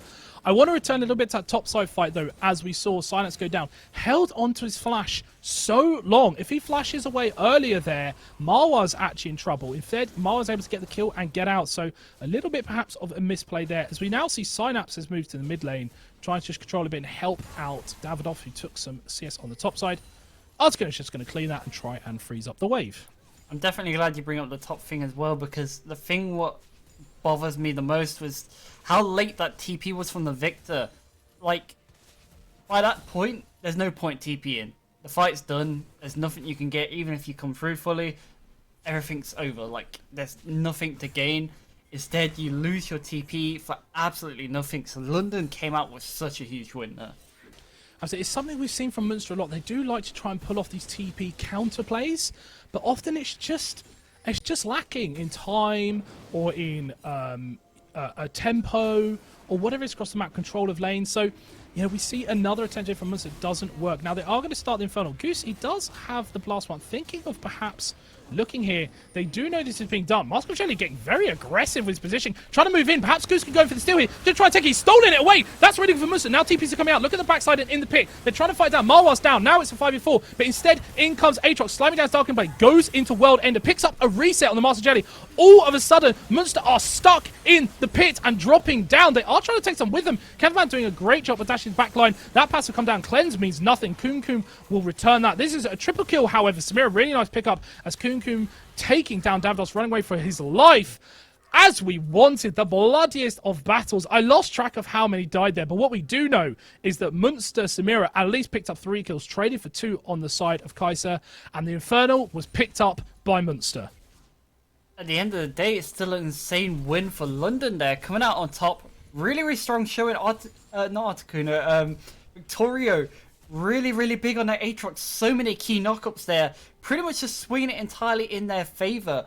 And Samira getting the triple kill is definitely a big pickup for Munster, but Kum is very strong right now. Yeah, doing the maths, that was a 5 for 3 in the end. So it was actually an ace for London United at this point, 7 minutes into the game, which is just incredible to see. Not how Munster wanted. They at least walk away with Infernal Drake to their name. So a little bit of a pickup win, but as you saw, Victoria, a beautiful TP into the back line. They get scared into the pit, and what's scarier than being stuck in a small section? An Aatrox who loves small areas to land his Darkin Blade. But what makes me happy, though, is if you're a Munster fan, the way Kevman played that fight was pretty much best he could do. He made so much off nothing, is the best way to explain it, because he got trapped in areas where he couldn't move an inch, otherwise he's getting Aatrox knocked up. But he still came out with a triple kill. So definitely a shining light for Munster Gaming here. Yeah, if you can have the gold on someone, put it on the Samira. And with that Inferno going down, Rift Herald has spawned. This will be pushed and picked up by London United. They have seen Goose walk into that bot side jungle. He'll pick up the Scotsman side. Looking being spotted out. Really good vision in the river here. As part of that fight, admittedly, but really good vision here by London United. I do believe that Munster know that this Rift Herald's happening. They do have that vision wall on the top side, but with pressure in the mid lane, not much they can do about it. Not much they can do about it, indeed. And look at the vision so far, actually, from Munster. It isn't too bad. They got some decent walls down. Actually spotting out Udyr there. Didn't see any pings come down for him, but surely they communicated that Udyr is coming across. So they should know that Udyr's in the bot jungle right now. Absolutely. All of this combined, you're looking at about 1.5k gold lead for London. Quite a lot at this point in the game, but a lot of that counteracted in the jungle. Some nice farming from Goose. There's going to find himself 20 CS. Pushed away in the bot lane, however, 20 against him. So, yeah, again, we kind of see that same thing. Munster just struggling a little bit lane. But forget what I said, because the Undertow's land on Heathen. They're trying to take down the owner. Kevin's walked aside, and they're going to get the first kill. No, actually, beautiful stopwatch onto him, keeps him alive. Now, this, all of a sudden, it's the Kai'Sa trying to get on damage. Doesn't quite get it, though, however. Walks away, shut down. Beautiful second kill. This is Goose going for a double. He's going to get the triple hit, you would think. And all of a sudden, what looks so good initially, as the ultimate comes out and knocks him up, there's the Axel land. Mawa goes down for a triple. I thought that was instead going to be London United's fight, but Munster do such a great job of outplaying, getting the kill onto Coom, and triple kill for that Olaf to get the 20 CS lead. That is a big Viking. That is a big Viking indeed. It looked like the win for London there. The Kai'Sa having the early serrated Dirk is absolutely a disgusting item on her.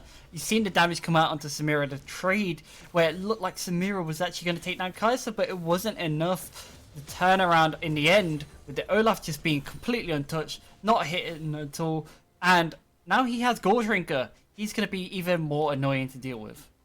Yeah, really well played by Kevman there. He did go down, but he almost sacrificed himself by splitting up Heathen and Coom with his spinning whirl. So a great job of getting a lot of damage down onto Coom, who had to use Killer Instinct to survive, and yes, picked up the kill, but was caught out as a result. So again, Kevman, I think, playing really, really well. Nice engage there from Munster. They had Goose with him. These are promising signs. Take the easy victories. Use the jungler correctly. Move them across the map. And where you see the opportunities, don't be afraid to pull the trigger. You know, moving away from this sort of counter TP style, like they are pulling the trigger. That's what I like to see. And it leads to a 3-for-1. And all of a sudden, the goal is down. But as I was about to hand you Rail, it looks like we're going to have a fight on top side. Synapse here. He does have Flash. He does have the ultimate. Unstoppable into Udyr. Probably going to follow with the Flash. Bear Slap comes down. That will get the stun. Infernal Chains, not enough, as he does flash out of those to pull him back. So, does a great job, at least, of escaping, using that in the right order. And with that in mind, that means a lot of damage coming out to that bot side turret. Some plates being picked up. Keverman is getting stronger. He's definitely getting stronger, but the Scion there, pretty much in no man's land with a wave that far pushed up, you are not safe. And I talked about top lane dives. Here it is right now, because Udyr has that Herald as well. They can get so much off this. Victoria screaming, come gank my lane. He has no flash, no ultimate. Well, we just did. Let's do it again. He's trying to take down the wave with the Q. Does a really good job. TP actually coming out. A flash away from Victoria. All of a sudden, yes, some plates land there, but at least the TP forcing them away. Notice at the same time, by the way, Dragon was picked up by Munster. So that, in a sense, for counter TP, very, very smart. The Decimating Smash took out the entire wave. Countered. All right? I know I just spoke about how, like, I don't want to always see countering as the survival option, but that one worked. That one definitely worked. Munster actually got a decent pickup there. Despite using a TP there, they saved Synapse. Well, I say save. Synapse. He's just walking away. You haven't seen where Marwa's gone. You have no ultimate. You have no flash. You have no TP to help you. Do notice Goose is on his way, actually, to coming up as fast as he can, but it should be enough for Synapse to go down. It is the damage coming out from Aatrox. But all of a sudden, look at the damage from the zombie and the Aatrox. Goose goes to 3-1, lands an Axis Marwa there. My word. So actually, what looked... I will say, pretty awful there. As I say, forget that, though, because there was an engage in the mid lane. Mask of Jelly has saved out Articuno. Heathen is quite out of position. Goose looking for another. This is fighting across the map. This is bloody. This is ridiculous, and we love to see it. Goose trying to chase down Heathen into under turret. You do expect the dives to come out here. As Heathen trying to clear the wave. Has done a great job clearing the wave. Mask of Jelly doesn't count. He is going to tank the wave, so he will walk away. Flash away from Heathen. You expect Goose to walk in, pick up the kill. Mask of Jelly doing a great job of tanking that. That is a full one. Now the TP to follow. It does not stop. I want to hand to you, Rail, but I can't. TP and TP follow. It's a 2v4. Goose low on health. He's taken out. Now all of a sudden that is the shutdown needed on the side. They're chasing Marwa. Flash forward. Undertow goes wide. Master Jelly does not land that. But don't worry, because here comes Keverman to pick up. That is a 1-for-1 in a double TP situation. That fight was about 3 minutes long. I need a drink of water. Rail, what the hell just happened? What a crazy scenario. What just happened? Like, Munster got actually so much out of this. The good roam up to mid from the Nautilus. Nautilus Mask of Jelly has really been performing really well this game. And they're looking for more picks. They're looking to try and get something onto this Karma, but she's surely safe here.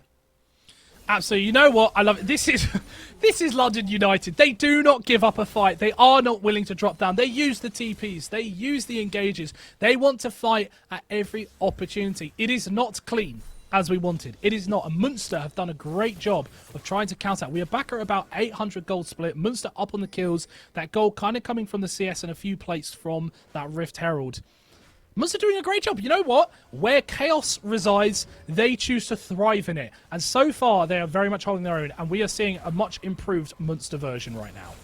Oh, I definitely agree. They look a lot better now, and they seem to be correcting a lot more of the mistakes. Especially with the answer of the top lane, it looked really good. I love seeing Goose unlocked as well. I don't think he's had the chance to be, but the laners have managed to hold strong a bit more. Goose is unlocked 4 and 2 on that Olaf. They did just spot the back, so they are trying to get onto Goom here, but notice Marwan the Heathen here to catch, so it is a 3 for 3 as the W comes out. Now all of a sudden, Kai'Sa wants to go into fight, isn't willing to use a Killer Instinct that early, of course, against Goose. So decides to walk away from that one. Rift Herald is pinged and pinged and pinged, however, so they will start that. As you look on the bot side as well, Victoria a little bit out of tempo, and that means Synapse is going to pick up. Expect this tower. Wins across the map so far. Wins across the map. They get Rift Herald and damage onto this tower. I mean, fair play to Munster. The only thing for Munster which I really need to criticize, Synapse really needs to be a bit more respectful. You need to be a bit more careful because he knows he could be one of the key targets because he's so easy for them to take down. He's not an issue. You do make a good point. He has been quite out. You know, he may have got away with it on that earlier position with a 1-for-1 trade, but it cost TPs. It cost more than it should have. He got canked twice and he went back in again. So a little bit more respect needed. Has kept up on CS at least. Didn't quite pick up that bot tower, however. Notice as we're about 50 minutes into the game, Munster have 2 dragons to their name. That next one coming up in just under a minute. You'd expect them, if they can pick up this 3rd Drake, that really sets a good win condition on that Dragon Soul of Ocean in a healing meta.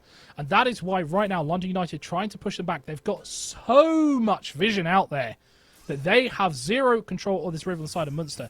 If they're going to go for this Drake, it's the kind of thing where they are not in the position to do so.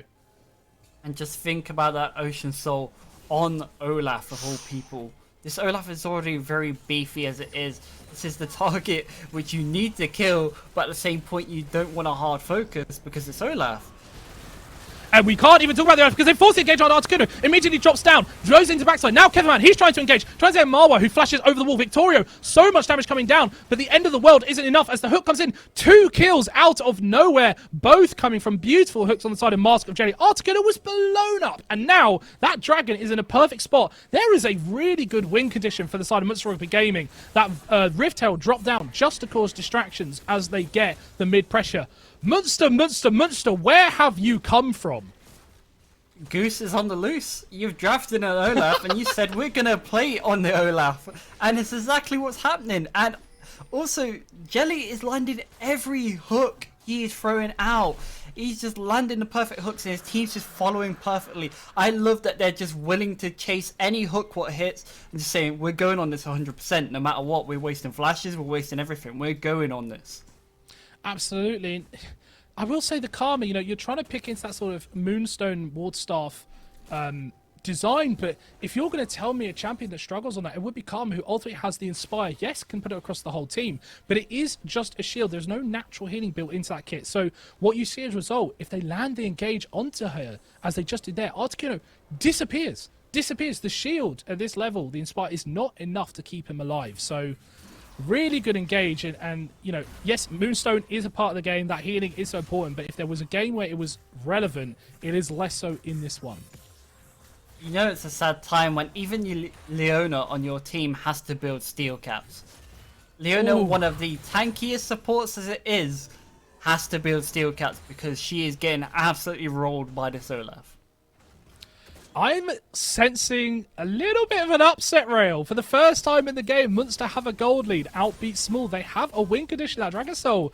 Could this be the game where London United's chaotic, unclean style is unfound in a game where they should be winning? Munster looking great so far.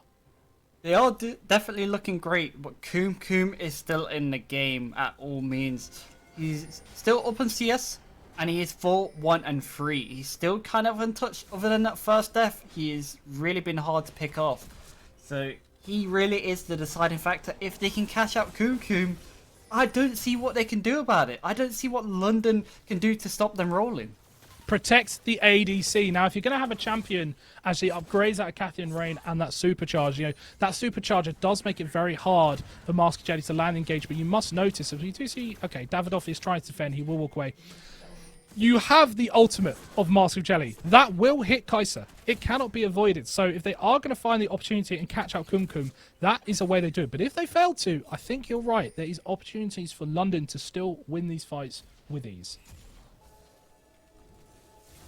Yeah, at the same point, like, you can't ignore some of the options. You can't ignore Aatrox at all means in the game.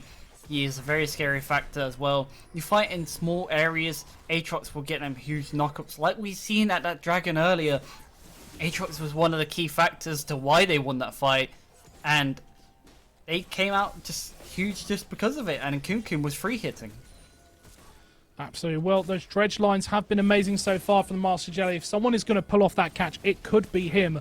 Munster getting pushed back a little bit. And he's done it again. He's caught on to Asguna. Depth charts follow. They're trying to blow up Marwa. He's gone down, but it's not the one they want. You don't want to kill the jungler. Now Davidoff in trouble. Actually flashes away. The shield is enough. Forward goes Kumkum. He's killed himself. He's killed himself. This is the fight Munster won. Now they've picked up 4. Kumkum going far too aggressive. World Ender coming out from Victoria, trying to get the kills down. It doesn't matter though. He's using it to survive. Everything going wrong there for side of London United. Kumkum trying to play hero in a position where he did not need to. Davidoff drops down. It is a 3-for-1. That is Baron for sure from Munster. That is for sure Baron, and they'll keep rolling. Word Munster doubters now, because Munster are here to play, and they're here in a big way. Look how strong they look. They're playing to the top level. They're looking to cause this upset, and people might turn their attention to Munster after this. For the first time in the season, I can say Munster Rugby Gaming don't just play rugby, they play League of Legends as well. 15 and 11 on the kills. That is a 2k, 3k gold lead for their side. London United coming undone. They should be winning this fight. In my mind, the way that fight goes, they get everything onto Mawa. Yes, he drops down, but Articuno and Kumkum are untouched. But then they try to play heroes. They tried to play heroes and blow up Davidoff in the back line. When he's flashed away, he's out of the fight. You do not need to do that. Kumkum, still a great factor for the opportunity to win this game. But in fact, they are trying to look onto Mawa. He will walk away. London United can win these fights. I'm saying they can win these fights, but if they keep playing with a lack of discipline, they will lose it. And Munster right now look more synergized as a 5. I feel like Munster's just always the one pulling the trigger, and because of that, they are always coming out on top. Look at them choked in this area. Kai'Sa's out of position. Kumkum out of position. The dredge line went wide, but down comes the axe from Sion. So that's dashed down. I don't think you want this fight, London. They have taken out Victor. No, they haven't. Look at the shields coming out from him. He will go down to Victoria, who's got the reset. They're trying to take the Marwa. It's a very split fight now. Marwa's going to go down on the backside. They don't have the Olaf, but Victoria does not have the damage to take down these tanky members. Keverman is free hitting as this goes on. Look at that heal from that damn item, but it's not enough. Victoria goes down. Keverman wants to keep following. It is yet again a 3-for-1. Another win for Munster. They get the pick on Kumkum, and London go, this is our time to fight. And you've got to ask, where is the damage? You have no Kumkum. Your damage is limited. You have a Moonstaff Karma, which is not doing any damage at all to these big beefy targets. And Kevman is free hitting.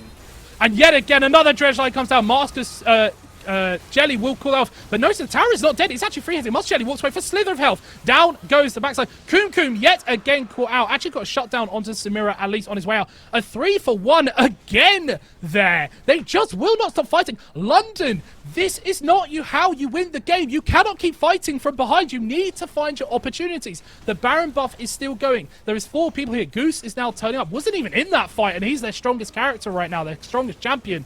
This will result in an inhibitor. Munster doing everything they need to win the game, but I'm going to call it out. I think London are giving them the game. I think so too, because they're taking every fight and not actually realizing why they're going wrong. They're just like, okay, we can still fight. We lost Kai'Sa. We can still fight, but where's our damage? The definition of insanity in the dictionary is trying the same thing over and over again, expecting a different result. It is not happening. They need to find a different way. What do? They really need to find some sort of pick. There is so many good bounties on the enemy team, but it's so hard to make happen because as soon as Monster group, they're just saying, we hard engage. We don't care who it is. Leona, we'll kill her. Kai'Sa, you're dead. anyone they hit is going to get absolutely blown up, and we're seeing it firsthand.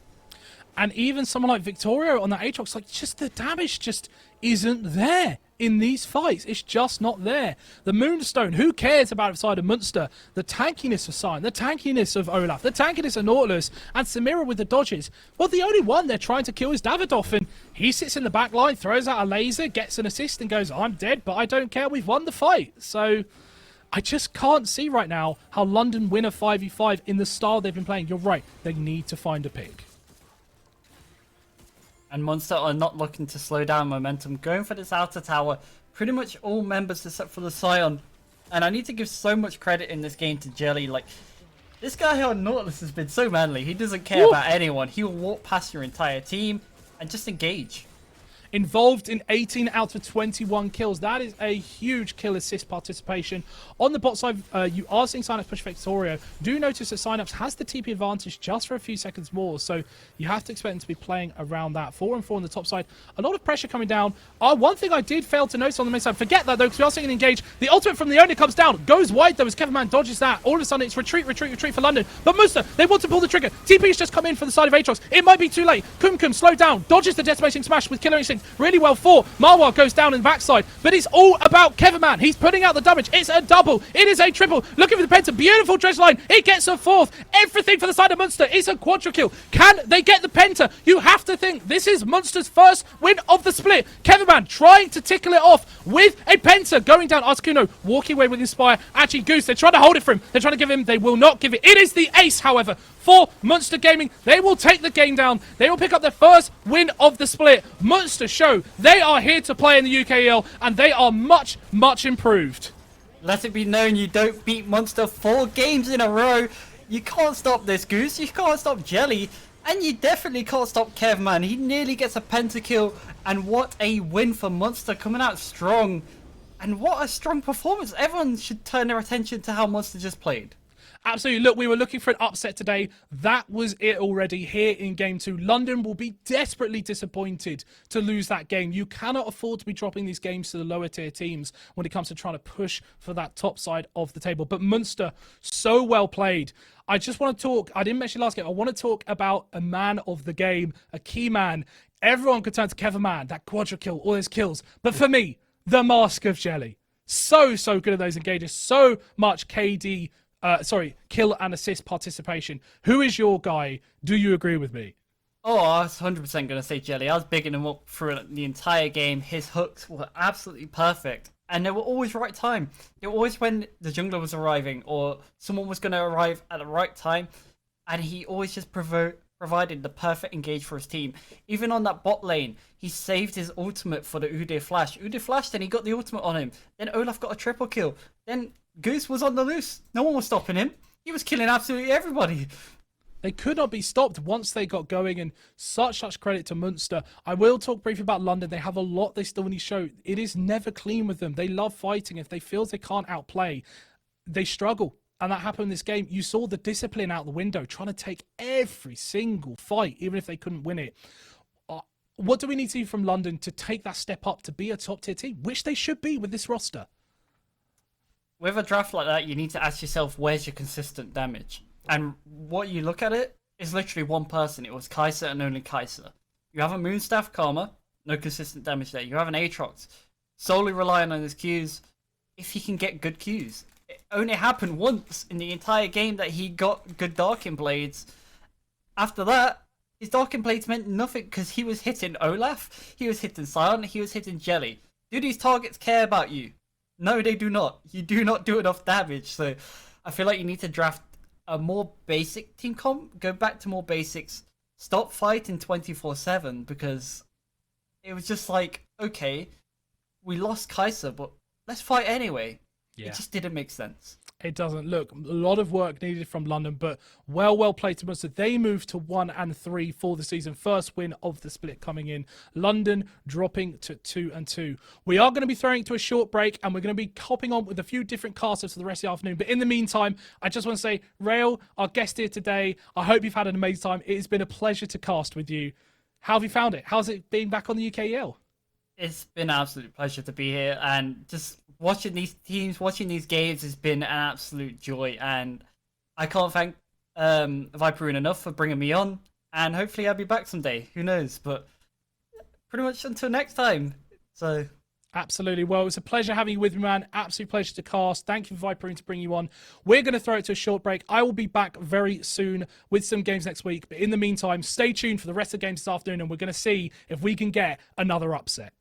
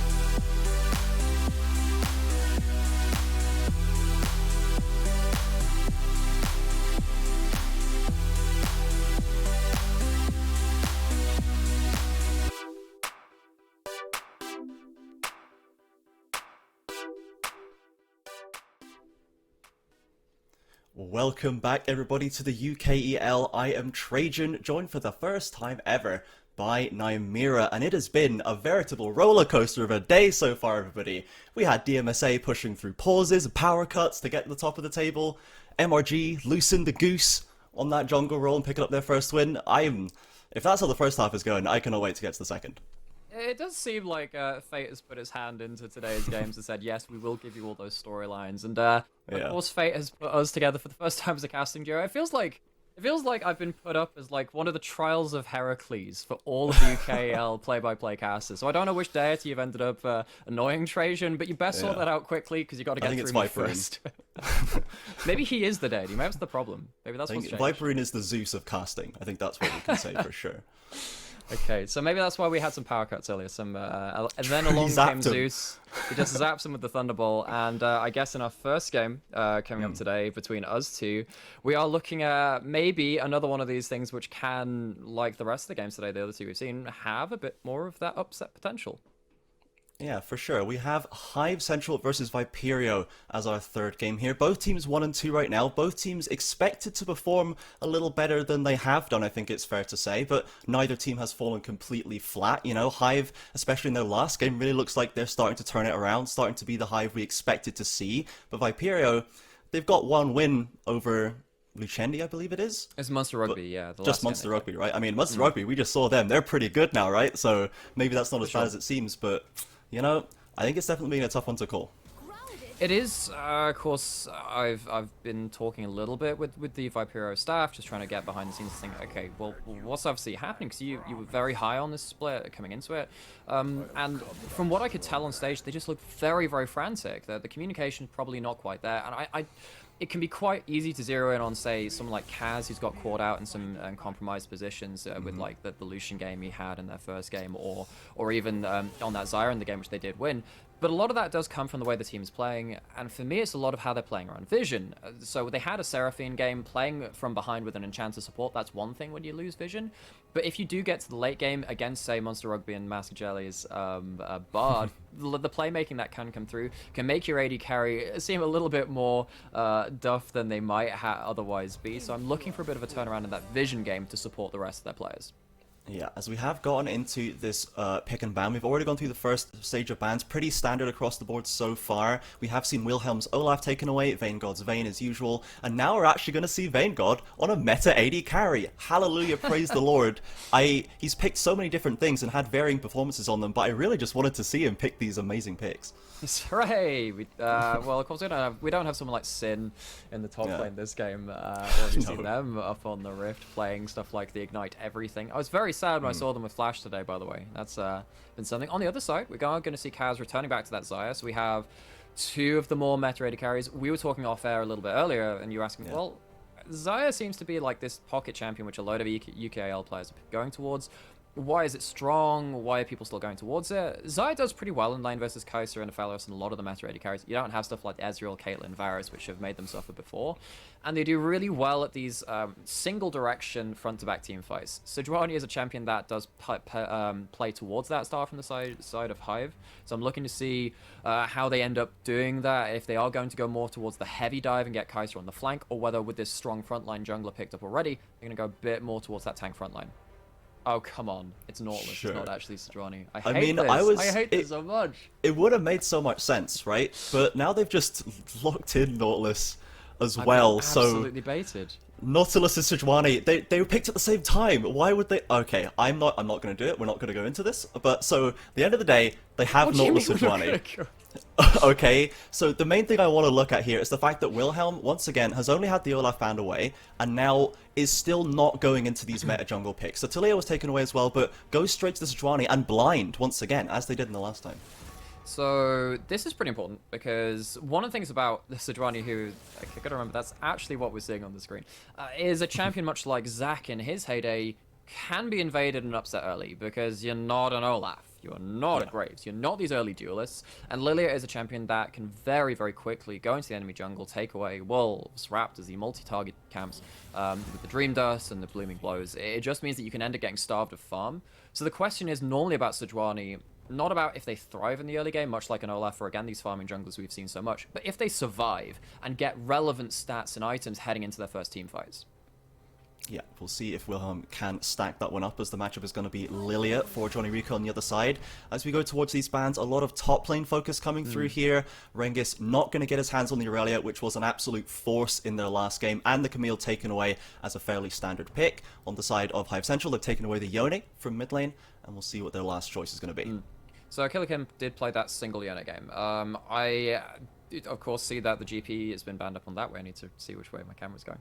But the GP has been banned away from In4. That's really important because In4 is a rookie coming into this split. But what they have really excelled in, and this is a team which of course struggled quite a lot, Viperio, it's not been struggles in the laning phase. In4 understands their gangplank matchups really, really well. Don't give them that. And it looks like if they're not going to go towards that gangplank, they're going to go towards a bit more of the disruptive team fight. Again, having a fighter in the top lane gives you a bit more laning presence too. And that Aatrox for the In4, of course I didn't mean to start that one out. The Aatrox up in that top lane. But what that does mean is you do now have to face a blind pick in that top lane. And Aatrox is a champion that can get pushed around with the right champion up there. Yeah, this is definitely what we were looking at as potentially the key matchup of this game, is this top side, Rengis versus In4. As you say, In4 doing surprisingly well, able to play out that lane very consistently and bring that value later on, whereas Rengis was touted as the best top laner in this league before we started off and had a bit of a slow start with the rest of Hive, but last game looked like they were finally getting unlocked. And I assume this is a proxy pick, and we'll find out what this Annie is later we don't on. have Davidoff in this game, unfortunately. No. So, it is a Jace. Okay. So, potentially going for the punish in the bully lane. I agree. The problem with this is you have a Jace, the weak early game jungler, versus a strong early game jungler in the Lilia. It's a good individual matchup into the Aatrox, but when you have a Jace, I mean, I'm thinking back to, for those of you that remember, okay, so the Malphite, gonna wait to see if that is gonna be the pick coming in. Because that could of course be that big assassin AP build from the mid lane, but going back into that top lane, I mean, if you remember back to, I don't know, TSM versus Misfits at Worlds all those years ago in that tiebreaker game, there was a Jace versus a similar matchup in that game, and you think, oh wow, okay, right, well, if Jace gets ahead in this matchup, it's really hard for these guys to play the game. Yeah, but if you die early, you manage to get up there early, and Johnny in the early game has been really, really cerebral about the way they've been pathing. You can set up this lane for success, and that's something you take forward into the mid game with kind of a lot of like exponential rewards, right? Because Jace continues to fall behind but the Aatrox. It is not a matchup you really want to be swinging the other way, simply because Jace from behind really doesn't do much. Yeah, and if we're looking towards, you know, the fact that Johnny Rico could potentially affect top lane quite a lot, I would be surprised to see Wilhelm up there, to be honest, as it seems like now that this team are getting back into their groove with these teamfight comps, with the Sejuani jungles, classic Wilhelm picks, they like to focus around the bot lane usually when they're drafting in this way. That's how they got such a great advantage. You know, they were able to leave Rengis on his own up there to do well, and then focus on getting bot lane ahead, getting Vanguard out of that laning phase, which at times he has struggled with so far, but now he's got the Kai'Sa, he's got the premier pick, he's got a lot of safety, and I expect that we'll be able to see, you know, a stronger performance still coming out of this, and I'm expecting Wilhelm to be down there helping out. I agree, because if we're going to go back to that Vanguard point you were touching on there, of course, they had that one game where they had the Leona Tristana, and they had that versus a kill lane in its own right, and of course, in this game, having Xayah Thresh, it's no slouch. They're taking down enemies in a 2v2. If Zerg wants to get out and across the map, which is something you can definitely do with the Nautilus, a strong roaming champion, you need to make sure that, unlike the game where they were punished for doing that, the lanes are in a correct state to do so, where your AD carry isn't going to be punished accordingly. And then also the fact that, you know, that if you are leaving them in there and it isn't a bad lane state, you don't just go up for farm and die anyway, because that's when you start compounding the issue, where you think, oh, I'm getting denied farm, but at least I can maybe try and sneak one or two away. If you die at that point, it just completely compounds the issue. Yeah, I mean, we've seen, unfortunately, in the last game that Kai'Sa has a lot of survivability, but you can dive into your death pretty easily if you're picking the wrong moment. Unfortunately, Kumakum suffered a little bit from that last game, and, you know, yeah, Vanguard, I think, when I'm watching a great Vanguard game, I'm watching him on the back line doing a massive DPS, doing the most damage on his team by a long way, and now on the Kai'Sa he can still do that, but he also could suffer if the over-aggression strikes again, with Kaz being able to, you know, drop the Xayah ultimate to get out of dodge with the Gale Force, the extra survivability that Xayah now has access to with the recent item changes. Oh, right, okay, so this is the other thing. The Malphite, of course, I was thinking, oh, Aatrox, that's a top lane. No, this is actually going to be Aatrox mid. Malphite is going up into that top lane, and versus a low damage Sejuani and a AD slash full auto attack lineup, really, even the TF, not really. I mean, it does get a lot of damage from those auto attacks. Malphite is going to get really tanky in this game. If Jace Ball falls behind this matchup, those side lanes are not going to be pretty for the side of Hive. No, it's going to get very unfortunate for them. I mean, looking at this mid lane matchup specifically, we've got the Aatrox into the TF. Dano has been a pretty consistent performer. I think we'd say probably the most consistent performer out of Hive's lineup so far. Killikin as well hasn't really had, had some solo kills, had some good performances, but not really anything amazingly special. Do you think that either of these mid laners is going to be able to get a significant advantage early on, or is they just going to be farming up and waiting for the fights to kick off? So there's a lot to be said about TF's early game. So I don't know if anyone out there in chat paid attention to Apto or Dopa's tips for TF over the offseason. Some really interesting things which came up in that in terms of how do you play to TF with the runes that you choose. So if you go for Ignite and summon a Spellbook or Ignite and Electrocute and stuff like that, you actually don't want to be fighting early. Whereas if you go for Spellbook and you have yourself the Corrupting Potion and all this other stuff, and it's kind of a similar way to we saw someone like Crush on their Rise performances as well, you can play the early game super aggressive. It doesn't matter if you're losing trades, just pop all your pots, go super aggressive, get that wave push, get yourself a reset, get those pots refilled back up, and just run straight back into lane. I think that we can see TF win some of the lane push versus the Aatrox, but your Sejuani is not going to help you. If you're going to get help, it's going to be from a roaming Nautilus, and we talked about the problems about Hive not really setting themselves up appropriately in the bot lane wave states for those roams beforehand. So I need to see a lot of these marked differences from their earlier games where they have been punished for some of those mistakes in the setup versus Viperio, who similarly have fumbled the execution of otherwise good fights they could have taken in their previous games. Yeah, for sure. Speaking of, talking about the fumbles of Viperio specifically, one of the ones that I think we can maybe look at is, unfortunately, Kaz had some trouble with the positioning at times. Xayah does give you a bit of leeway there, but you still don't have quite the mobility of things like Lucian, even though when he played Lucian, he also died quite a few times. So I think Kaz is just struggling a little bit in that regard. As you said before, maybe there is room for better peel, better, work around vision plays with his team to help that, but now you're going up against the Twisted Fate as well with the Kai'Sa, like, the amount of scope that Hive have to punish any foot placed in the wrong position is going to be really difficult for them to deal with, potentially. Yeah, because one of the ways you deal with Xayah is hit them with stuff which forces their ultimate on a lower cooldown than their own ultimate. Because Xayah, if you go third item Navori Quick Blaze and you have the Essence Reeve, you get yourself 50 ability haste. That's a really nice amount of CDR, of course, on that ultimate. It gets it down to a pretty usable level. But the 3 items is a very long way into the game. Before then, if you're throwing out Nautilus ult and trying to go in with the Kai'Sa, because Kai'Sa Nautilus, really good kill lane. This is like the premier Kai'Sa lane if you want to start playing around that 2v2. And Sejuani may end up going towards that bot lane post double 6, trying to pick off Kaz again if their positioning is kind of suspect. But if you have that, and you also have gold cards flying in, you have Sejuani ults flying in, there's only so many things that you can use your Xayah ultimate on. So for me, if it does come to Hive fishing for that Xayah ultimate, the response from Viperio needs to be very decisive to make sure that if they're using those ultimates and those pick abilities to try and get rid of that defensive ability from the side of Viperio, they're immediately going to capitalize and say, well, okay, you've used this unoptimally. You haven't used the Nautilus on to, say, disengage the Aatrox or the Malphite or something like that. We're going to take the fight. Now you've tried to pick us off in that way. Sure. Okay, so let's look at both these teams all together. We talked about some of the individual matchups, but in general sense of both of these lineups as team compositions, as cohesive units, who do you think has come off better during this draft? One of my worries about Viperio in the past is that they've played quite difficult compositions to manage.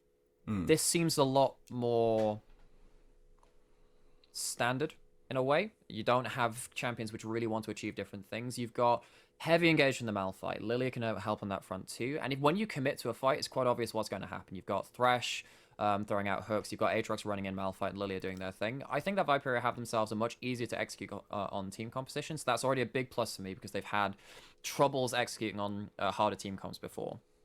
On the other side, if Hive get ahead in the laning phase, and this Jace starts running across the map, pushing down towers, and having the TF to constantly threaten and be that shadow in the fog of war, I think that Hive have many more options to play a wider map than Viperio do. So if it goes down to a 1-3-1 where the laning phase works out towards Hive, I think I give it to them. If they don't get the leads they need to and get several turret plates from Jace and then get TF roaming across the map and setting them up for success, I'm going to give it to Viperio because I think they'll win around objectives. Sure. I think I definitely do like that Hive, they seem to be, they've returned to what they know they can do and what we know they can do. Is they're playing front to back team fight comps with options to flex across this. And in their game versus Demise Academy, the first game of the season, when a lot of people had tipped Hive to be the best team in the league, and it was kind of a split prediction. I think you did actually predict Demise Academy though, so the big brain retaining there still. But they looked so good in that game. They looked in control of the game for almost the whole way, and it was Demise like scratching and clawing and clutching out to get that win. After that, it seemed to fall off a bit, but now I'm hoping that we are going to see a return to the Hive that we wanted to see at the start of this season. They're going back to what they know, they're drafting what we know they can do, and let's see if they can make it count versus Viperio, as here we are on the Rift for Game 3. No level 1 shenanigans coming out. Of course, you do have pretty strong level 1 support in that Nautilus, but not really going to be leveraging that in the early game are Hive, or at least level 1. So now we're looking at where these junglers going to start. And in regards to that, are we going to go see any Raptor invades from Lily, or are we going to go see Sejuani not be able to get that full clear? Because if you do manage to disrupt that early clear and get the Sejuani behind, and honestly they should do if you look at the way that this jungle matchup plays out. So we're going to have to see exactly what's happening, because of course, okay, not stopping the back of Johnny, that's quite important there.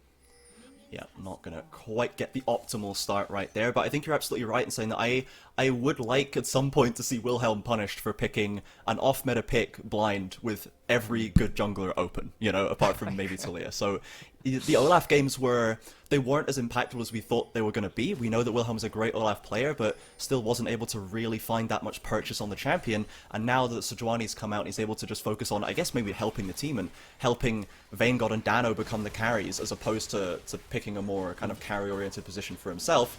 It has looked a lot better, but, you know, we have a meta for a reason, surely. To an extent. So it's another thing we were talking about, again, in terms of the whole, well, why is Samira so strong at this level? Of course, we saw some real work put in by the Samira in that last game on the stream. And, of course, we've seen Xayah maybe succeed a little less. I think it's because at this level, games do become a lot more frantic, because these players are trying to go for the big plays and sometimes find themselves like that couple of steps out of position that someone in the LCS or the LCK or the LEC wouldn't find themselves in, and that's where these champions which favor broken play really succeed. And similarly, champions which are meant to be punished in the early game, like a Sejuani, might end up getting themselves a bit more of a long leash to play around, but bot lane certainly doesn't have that.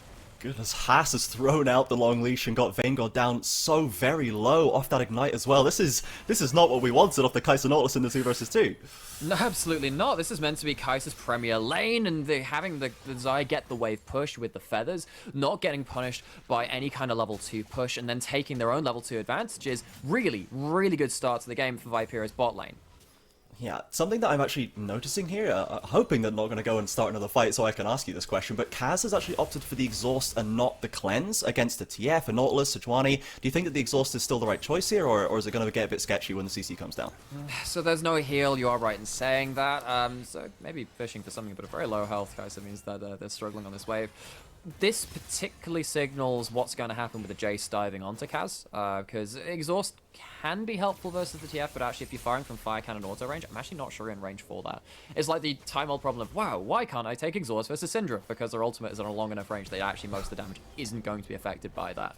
Heck, 3.5 minutes in, Kaz already gets a plate, so very much helpful on that front. So maybe Hive will be looking to dive onto that side with a bit more force. Yeah, Wilhelm currently on the top side, just scuttles being traded so far across the map. And besides that bot lane, the rest has gone relatively even. So are you expecting that I Won't Lose would be getting an advantage by now, or is it still too early to really tell? So normally you'd expect the Jace to get a bit more poke down in the early well, yeah, that's a fight in the mid lane actually. Sejuani's gone in. Mid lane, Johnny Rico has come in to cover Killikin getting aggressed on by Wilhelm, and it's actually the mid lane that Wilhelm chooses to go with first. But I mean, with the yellow card setup, it's pretty easy to follow. Absolutely. The problem with the Sejuani, one thing which we haven't touched on yet, is where's the melee synergy? You've got Hammerthorn Jace, that's one thing, right? And you've got Nautilus, but it's not like you're playing with an Aurelia or a Silas or even an Akali or something like that when Sejuani was last really in meta. So this makes Sejuani's early game even less potent, and there's something to be said about, wow, this laner plays like the jungler is always in their lane. Well, if the jungler's a Sejuani, then why should you really care? In4 able to once again play around one of the stronger parts of their game, which is this laning phase, and make sure that they're up in they're at least keeping up in that CS count compared to that Jace in the early game, because they're not really having to respect the Sejuani in the early game. I Won't Lose is diving forward to get this damage, but didn't land to the skies, unfortunately. It's not optimum damage, and now has this nice meaty wave stacked up for In4 to catch under the tower.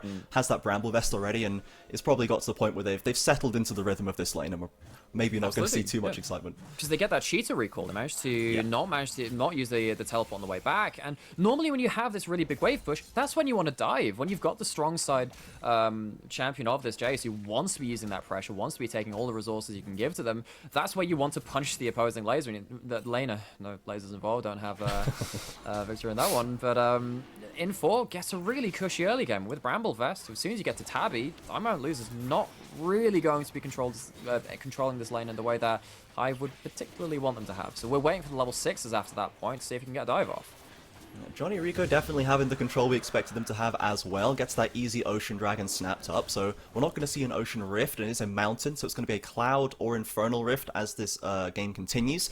But we haven't really seen too much out of Wilhelm besides that gank, and Dano now actually trying to force the issue on top side. In4 getting knocked back with I Won't Lose's hammer, and this is surely going to be the kill that Jace needs so badly in this lane. They've got him pushed into this brush, no mana to speak of. Who are they going to give it to? They're going to give it to Dano? Maybe they should just give it to Dano so he doesn't get away, but there's the first blood. It is first blood, so at least the Malphite has the teleport to get back to lane on that top side. Pretty poor communication for the side of Viperio, though. You know this is the wave. It's the, I believe it's the third cannon wave when you come in. You do hit that level 6 about this point in the game. TF has got to that point, gets the roam off, and now there's a fight from bot side.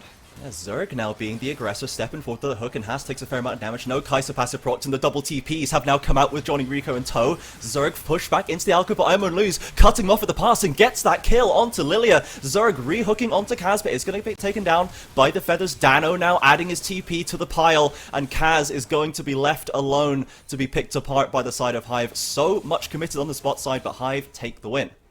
Both teams buy into a cataclysmic team fight at 7 minutes in. In4 teleports top lane. This is a similar thing if we're talking about the communication. Oh, okay, so you know that TF's got 6. Well, they hadn't set up the lane appropriately. In4 didn't have level 6 to escape, and that top side goes down. Oh, but then we said, okay, but they can catch a really good wave in top side. So you know that if you're going to commit to a fight bot side, you're either going to be putting In4 behind very, very far in this matchup, which we said is important to the side of Hive to get ahead with this Jace starting to control the side lane push later into the game, which can set up for the TF. So that means that, okay, so you need Malphite topside. Then why are you teleporting bot side when you know they can respond appropriately too? You won't have the Malphite for that fight. Hive take the numbers advantage, and they take a 4-for-1 kill lead. Yeah, I Won't Lose, finding his lead elsewhere on the map if it's not going to be top. Now 2-0-2 with lethality coming on, double longswords. This is what Jace wants to be seeing. We now have Wilhelm returning into bot lane as well. Has the ultimate ready. That Glacial Prison could allow them to punish as Kaz is flashless. Absolutely, and while Sejuani is not really great at ganking top lane in this game, very, very good, of course, going into those 3v2s as a tankier champion. That guy can't get turned around on quite so easily, something like a Talir, which can get burst out by a couple of duo lanes in the current meta. We're looking to see if anything's going to happen here. The wave push is slowly going towards Hive, so that means the fight is coming. Yeah, Zerg landing another hook onto Haas, and they're going to engage very quickly afterwards. The Glacial Prison actually nails Kaz, but do they have the damage? Rico is here to cover. Haas has fallen. Kaz still throwing out those feathers and is going to retreat behind the tower. But here comes Disco Dano. Another hook lands straight onto Kaz with the gold card. Drowsy has been dropped onto Disco Dano, forces the flash out of tower range, goes very low off that tower shot, but they are going to break apart still. Another successful bot lane play for Hive. Hive are using their information much better than Viperio are right now. They've got themselves that mid lane push off of that. They had that earlier into the game, of course, with the first gank from Wilhelm, keeping Killican out of lane for a little while, got that XP advantage, meaning that TF had that first uncontested gank towards that top side. On the other side of this, we're looking at the jungle CS now, well, at least I am, and I'm saying, okay, that's one camp difference. What has Viperio got out of their counterpick jungle matchup against a weak early game champion in this Sejuani? Well, the answer is not much, CJ. Yeah, it feels like Johnny Rico's the one being dragged around the map, trying to counter gank always, and not able to really build that advantage that we need him to get. Yeah, and I know we were talking about Zeus, god of thunder, god of lightning, king of Olympus in the pregame, but got the close archetype to Ares, God of War, and Aatrox in this mid lane, but they seem more like the god of, well, just holding lane right now. That's all they've done. They've lost themselves a play, haven't really got involved in too much. Of course, they were down for that teleport play in that bot side, which worked out so poorly for Viperia, but this Aatrox flex, it feels like Viperia tried out something clever and tried to get themselves that better matchup in the top side, which has similarly not gone too well for them. So what's the real value they're getting out of this pick? We need to see Killikin getting to a point where they can start disrupting these team fights more effectively, because they haven't done so far. Oh, actually gets that route onto Dano, doesn't get the pullback on the Infernal Chains crucially, and is not going to be able to follow up with more, as Jace has rocked up in the mid lane to cover Dano's back there. And yeah, that was kind of the first thing that we've seen Killikin do in this game. It's really been a quiet one for him in this mid lane, and you know, Aatrox has big team fight impact, but if he's not going to get any money, it's going to be a while till he gets there. Absolutely, had to go for the Merc Treads first too. We've got a dragon spawning in 20 seconds. Viperia, of course, picked up the early dragon. That's cool, that's nice. It means that Hive don't get themselves to an early 2-dragon stack, and that's always very dangerous in the early game. When you have a team with the likes of Kai'Sa and Sejuani buffing up their late game stats. Aatrox doesn't have mid lane prio. Of course, we saw them trying to recall, but I think they've realized, okay, can't really contest for this one. We don't have the lanes in the correct spot. We definitely don't have the globals compared to, of course, the Twisted Fate ultimate being up to. Yeah, we need to see if Viperia can find a chance to use the draft that they have. They haven't been able to get a Malphite ult down yet. They haven't been able to, you know, combo that with a sleep or maybe a Kaz ultimate to really get the CC chain going. It's always been Hive with the numbers advantage pushing the plays. And, you know, if Viperia can't get a foothold in this game, they're just going to fall behind, and it's going to be too late for them to even flex that. For sure, and the dangerous thing is, so I would say that Demise are the best 1-3-1 team in the UKEL, and speaking of 1-3-1, we got one in the bot lane to worry about. Has gets that death sentence, but Dano is here to support, gets that stun, but Kaz with the ultimate drags those feathers back through I Won't Lose, and grabs themselves a tasty shutdown. Dano throws the cards out, not going to get a kill, but there finally, we've got some proactivity, we've got some gold for Viperia. We do. So they managed to punish Hive when they're trying to slot into, I mean, we were talking about Demise being very good at the 1-3-1. Hive have a comp which needs to go towards that style too. This time, Jace doesn't have the damage or the ability to outplay, gets hit by the hook and Haas on his favorite champion, particularly, well, and also favorite champion with the UKL too. Whoa, in 4, trying to go for a big fight in top lane though. Yeah, there goes the Unstoppable Force onto Vanguard, drops him very low, and Killikin trying to get this one secured. Nautilus ultimate will not keep Vanguard alive, and Zerg now is going to be left alone with all the members of Viperia. The Herald lands, but once again, they're punishing now. This is good. Okay, so Viperio this time realized, well, so they just used TF ult on bot side, right? Well, that's not going to be top side. He's still in lane. Jace just died. They're not going to be able to get to this fight because their teleport's still on cooldown. We have the numbers advantage. They've managed to get the roam out of the Aatrox, who, as we were saying before, had struggled to get into the game. And they managed to take themselves one of these players, which keeps them a bit more even in that gold amount, and of course get some of these key members, like this Aatrox and the Malphite, back into the game. Sure. I mean, the gold, as you say, is almost even, still slightly in Hive's favor, but do Viperia need to get themselves a lead to keep themselves in this game, or as it goes later and later, are they going to be fine at least being even? It's kind of awkward talking about scaling in the current meta, right? There are some games where, I mean, we had a game in the UKL when we had, like, Galio versus Cassiopeia. Yeah, okay, that's going to be an outscale advantage. But this is a bit more about the execution, right? So this is the same thing, right? Okay, we know that Jace is just bursting out in the Aatrox. Okay, so Jace is doing really well there. And going into the late game, Jace will probably be able to pop a lot of these side lane plays. But if you don't execute on a 1-3-1 appropriately, and you don't have your Kai'Sa coming to support you, and instead it's the Malphite coming into play too, it doesn't matter about how much damage you output. It's more about where you are on the map, and it's more about the macro rather than the champions themselves. Sure. You mentioned that it's hard to execute stuff like that, and you were talking about in the pregame that it was Viperia previously that were picking these tricky comps, these more big brain setups that they were not able to do properly.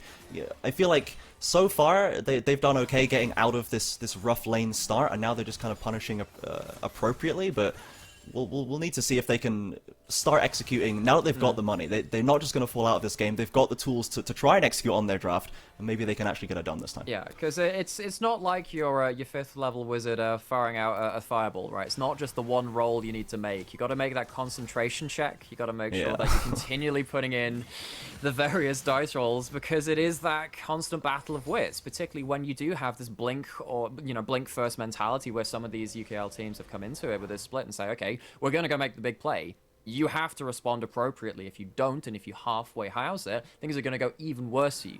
TF ult is back up. Teleports are back up from everyone on the board. This is now, we're sat there with the guns fully loaded, waiting for the first shot.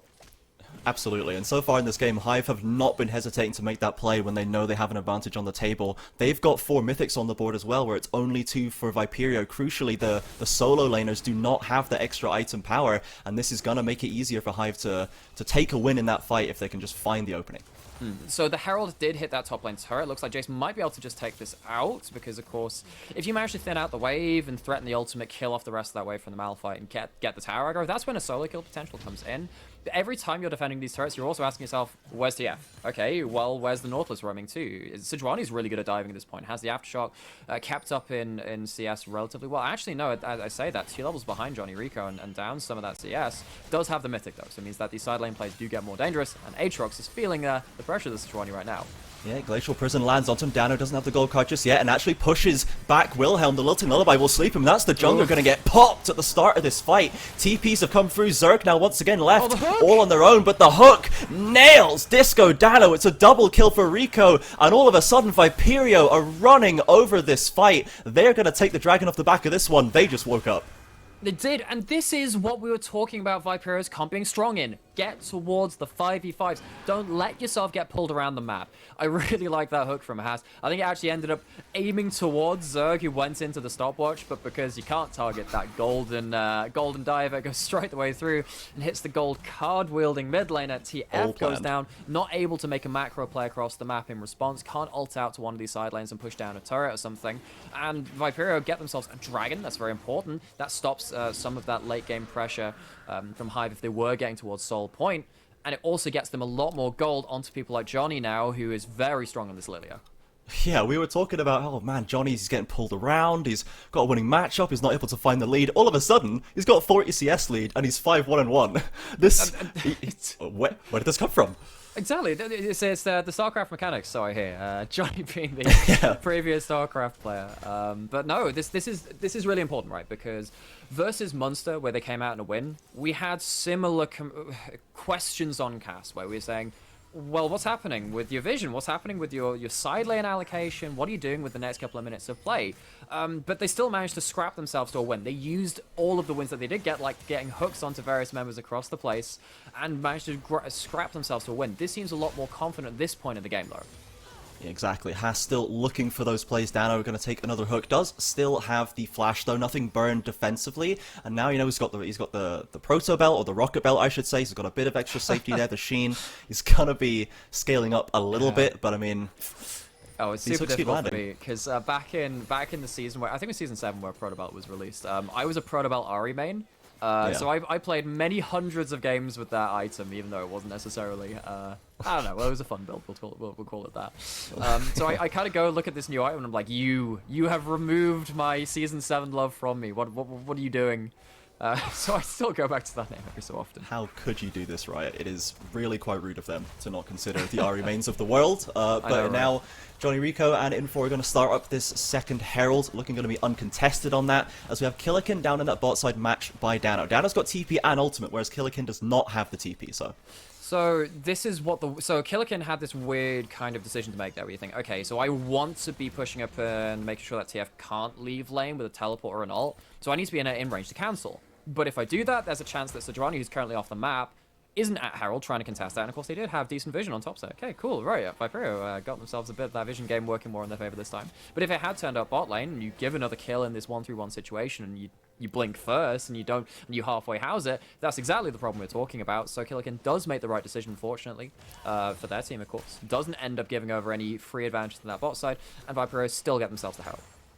Yeah, we saw the way that Viperio were coalescing and walking into the jungle, and Hive, they're now the ones breaking apart, giving space and conceding ground. I mean, do they need to still be looking for active plays right now, or is it time to just sit back, get some items, and maybe try and find a better opening later?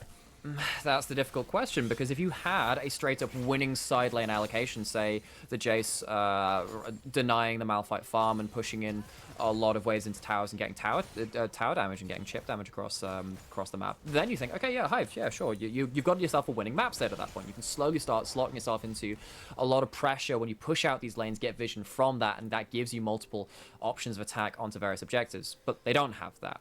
You're within 10 CS in top lane. You're within 10 CS in the mid lane. You don't have, and of course Xayah and Kai'Sa both happy trading farm in this mid lane too. It feels like Hive, who were wanting to go into a 1-3-1, are not winning in that chosen map state. So yes, I do think they need to start trying to find some ways to get away some of these teleports and these ultimates away from Viperia so they can't end up safely sitting in a 1-3-1. And they, of course, right now they don't have those teleports, and maybe now's the time to do that. Yeah, so far they haven't been able to punish players like Kaz that we were talking about as maybe an exploitable area for Viperio. Has the Gale Force, has Flash Exhaust, Ultimate ready, has been tailing around Haas very closely. Yeah, exactly. They've been playing very well together the spot lane. They were winning the lane, and Haas is finding the aggressive plays. I'm really liking what the Viperio bot lane is doing this game. Yeah, it's kind of an antithesis to what Thresh should be, right? You know, the Lantern is the light at the end of the tunnel. Oh no, but he's doing bad things to souls. Well, actually, he's delivering them to safety. Killikin's contesting this wave on the bot side, and so while TF has managed to get some damage down there, it's not like they get that out of turret. They've only got one turret at 20 minutes into the game. When you have a Jace, when you're slotting into this 1-3-1 as we've been talking about, that's really not the gold standard. So what they're trying to do is do a bit of unorthodox thinking and get themselves a pick which might snowball into one of these towers. Jace in the bot lane. Yeah, for sure. Now it comes over. Blast goes over the wall and flashes forward just to get that slow off the Q onto Killikin, but he's far behind the tower. Flashes away to safety, and they are going to lose this tower off the back of it. It is an important summoner lost for Killikin. Comes the remainder of Viperio coming to the rescue through that jungle, and the dragon is very close to spawning. You've got to imagine this is going to be another pivotal point. Viperio, though, they've got that Herald still. They can try and split the focus. They can do, and also Jace no longer has Flash. Jace has a lot of this team's damage right now with the Eclipse built up, and as soon as they complete that Muramana, they certainly will do. They don't have that right now. They don't kill Killikin. They get the tower, but Killikin gets to come back and start this fight again. He is flashless now right there and gets Lantern to safety over the wall after eating that gold card. Zerg on the bottom side there, slightly on their own. Let's see if Viperio can find a punish or just go for this dragon. They've started up, and Disco Dano does have the ultimate, but is far away dealing with a Rift Herald right now. The dragon's going to be taken more or less uncontested by Viperio. Close on the hook. That could have led to something much, much worse. So Viperio do what I like to call the counterweight strategy. You put a Herald somewhere, you force a response, and you say, well, we're going to take the dragon anyway. They lose a turret to Hive, and they lose themselves the dragon too. They do end up, as we've been saying in this game, kind of blinking first, because what happened in that bot lane is Disco Dano drew a blue card, didn't draw the gold card. There's no kill threat at that point onto the Aatrox. You don't end up getting that CC chain. They get themselves the tower, sure, but they don't get themselves any advantages to stop Viperio getting to that Infernal Soul point, and at this point, this is where 1-3 comps really struggle, because you know the next dragon that spawns, you have to fight it. You can't let this Infernal Soul go over, particularly that ends up destroying all your lane matchups across the rest of the game, and of course the team fights too. So now Hive are staring down this unfortunate objective deficit and thinking, well, what do we do next? Yeah, if I'm looking for a way for them to, something they can play off, they have at least got some decent item spikes coming through. They've got the Lichbane onto Dano, and they've got that Muramana completed for I Won't Lose. Still only one item for Vanguard though, and Kai'Sa, you know, normally is expected to be the primary carry of team comps like this, especially when you've got that frontline kind of front-to-back team fighting. He's still a little bit lagging behind Kaz and the rest of the players on the Rift right now. But the bonus of having a Kai'Sa is you've got that gold card in the Sejuani and the Nautilus going into side lanes and giving the CC for now this level 2 Kai'Sa role, which is longer range, to fly into that side lane and make things much less even in those fights. So that's what you want to be playing around, but this Kai'Sa has failed to get themselves onto the map, but they might get themselves maybe a gold card hit, but they don't manage to reach it. Oh, but there goes the Glacial Prison. Wilhelm wants in, and in comes the Kai'Sa off that killer instinct. Johnny Rico kiting back and drops a lilting lullaby. The hook will not land, and Killikin just watching and waiting from the side. An attempted play by Hive, but honestly, they kind of felt a little hesitant there. Yeah, again, it's what we were saying about Viperio in previous games. Feeling a bit frantic, not quite having all the pieces in the right place at the right time. I think that Viperio might have been able to teleport in that flank ward in that river brush from in-4. They don't choose to do that right there, but they still have the Malphite ultimate. This siege is risky from the side of Hive.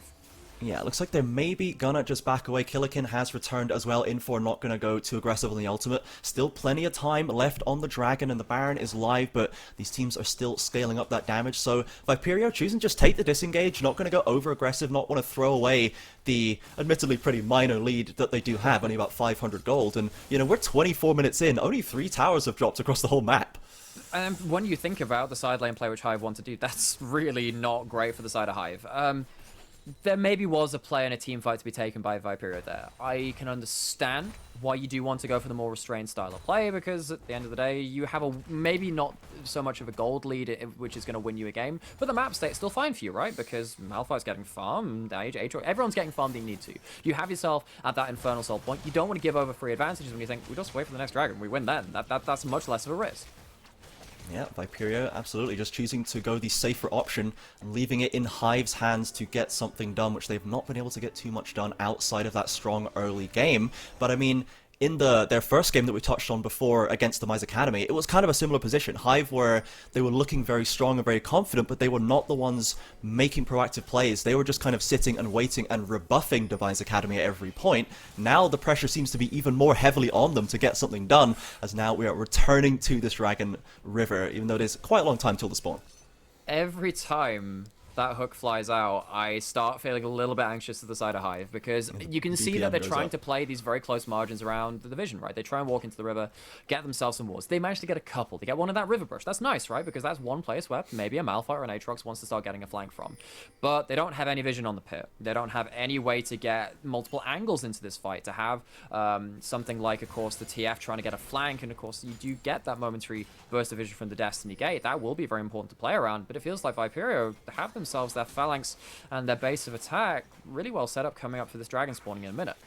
Yeah, they seem to have been playing around vision a lot better than usual. They seem to be, they're not, that's kind of maybe one of the reasons why Kaz is not getting caught so much that we touched on before. Like, they actually are playing around the vision safely, and they're not kind of just running in blind.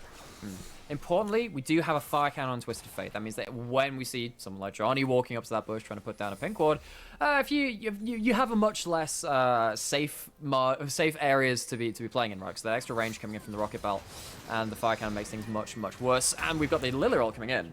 Yeah, Littleton Lullaby has been dropped. Destiny as well keeps the Vision Killikin into the pit, but trying to stay together. But now they found one on the side, and there goes the hook to follow up. Dano once again gets nailed by Haas, and all of a sudden the team fight's fallen apart. Hive, they're scattered to the four winds right over this river. In comes Imon losing into the backside. Kaz flashes away with the ultimate, does get hit by the Nautilus ultimate. Exhaust goes on to Vanguard, but he'll still get the shutdown. Can he kite this back? Johnny Rico is getting the damage down. Killikin trying to find more. Gets onto Vanguard and grabs that shutdown. Killikin now can take control of this fight. Lands onto Zerg. Another hook. Haas finds it every time when he absolutely needs to. And Killikin and in for the remainders of Hive or Viperio on the back of this fight. Wilhelm does have the smite, but he's so low. You got to imagine this is the soul going to Viperio.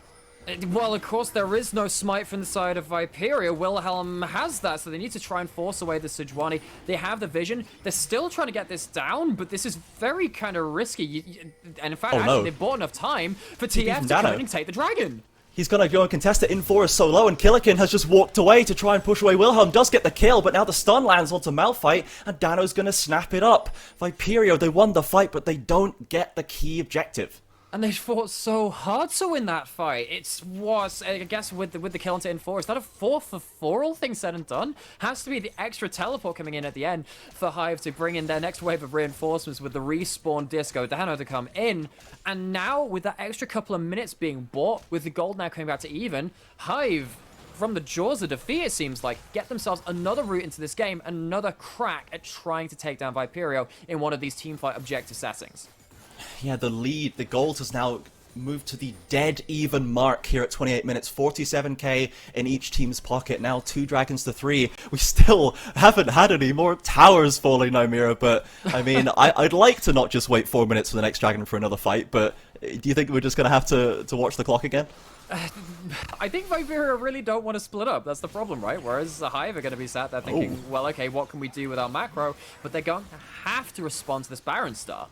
Yeah, the TP's come through from Imod losing Viperio, quick to peel away. They have all 5 members, but they've got that TP, they've got that summon off the board. But now Kaz walks straight into a glacial prison, and Vanguard will take that with no hesitation. Nautilus ult getting these knockups. Imod losing Dano, pushing out the damage onto Killikin. In comes the Destiny as well to follow it up. Haas is the next target on the chopping block, and now they started the Baron for Viperio, but surely they're about to give it away to Hive off the back of this fight. Dano's gone in and goes in the Drowsy, maybe overstepped his bounds actually. It's going to fall to Johnny Rico in 4, and Johnny able to find something off the back of there and some low health bars. Can Hive even do this still? There's no way to describe that except disaster. I think that Hive probably can go for this. It's 1v2. There's, well, sorry, not 1v2. That's 4v2. That's the numbers. I do have no Malphite. Also, Oh no! that's a big swell I seed. won't lose. Clocked by the swirl seed, and the Dark Harvest will take him down. Now it just got even harder. Not another In one. 4 doesn't Not have the another one. ultimate. Please, Wilhelm escapes. They actually get stopped. Viperio playing it out perfectly. This top side of Viperio, we said that this was the strongest part of them, the most consistent part of them, and here they are coming up clutch again. They're gonna do to Hive what Hive did to them at Dragon. The TP comes from Killikin. They're gonna try and get this Baron on the backside. This is not the way the game should have played out if you looked at this 15 minutes ago, 10 minutes ago, even 5 minutes ago. It's twisting, it's turning, it's going maybe towards Viperio after all is said and done at this point in the game.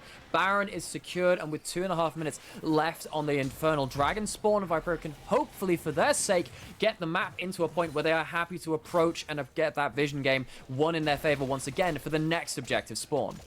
Synergy in the chat is absolutely right. Imagine paying £10 a month for Netflix when you could just watch UKEL for free. Couldn't have said it better myself, my friend. This league is delivering beyond all expectations so far. We're only in week 2, and games like this are coming out every single time now. Viperio, they've got the Baron. They're looking to break their kind of unlucky, their unfortunate streak at the start of this. They're trying to destroy the momentum that Hive have built for themselves, and it looks like they are about to do this. The gold is still only 500 difference. There's still 2 towers to 1 taken. Somebody please knock over an objective.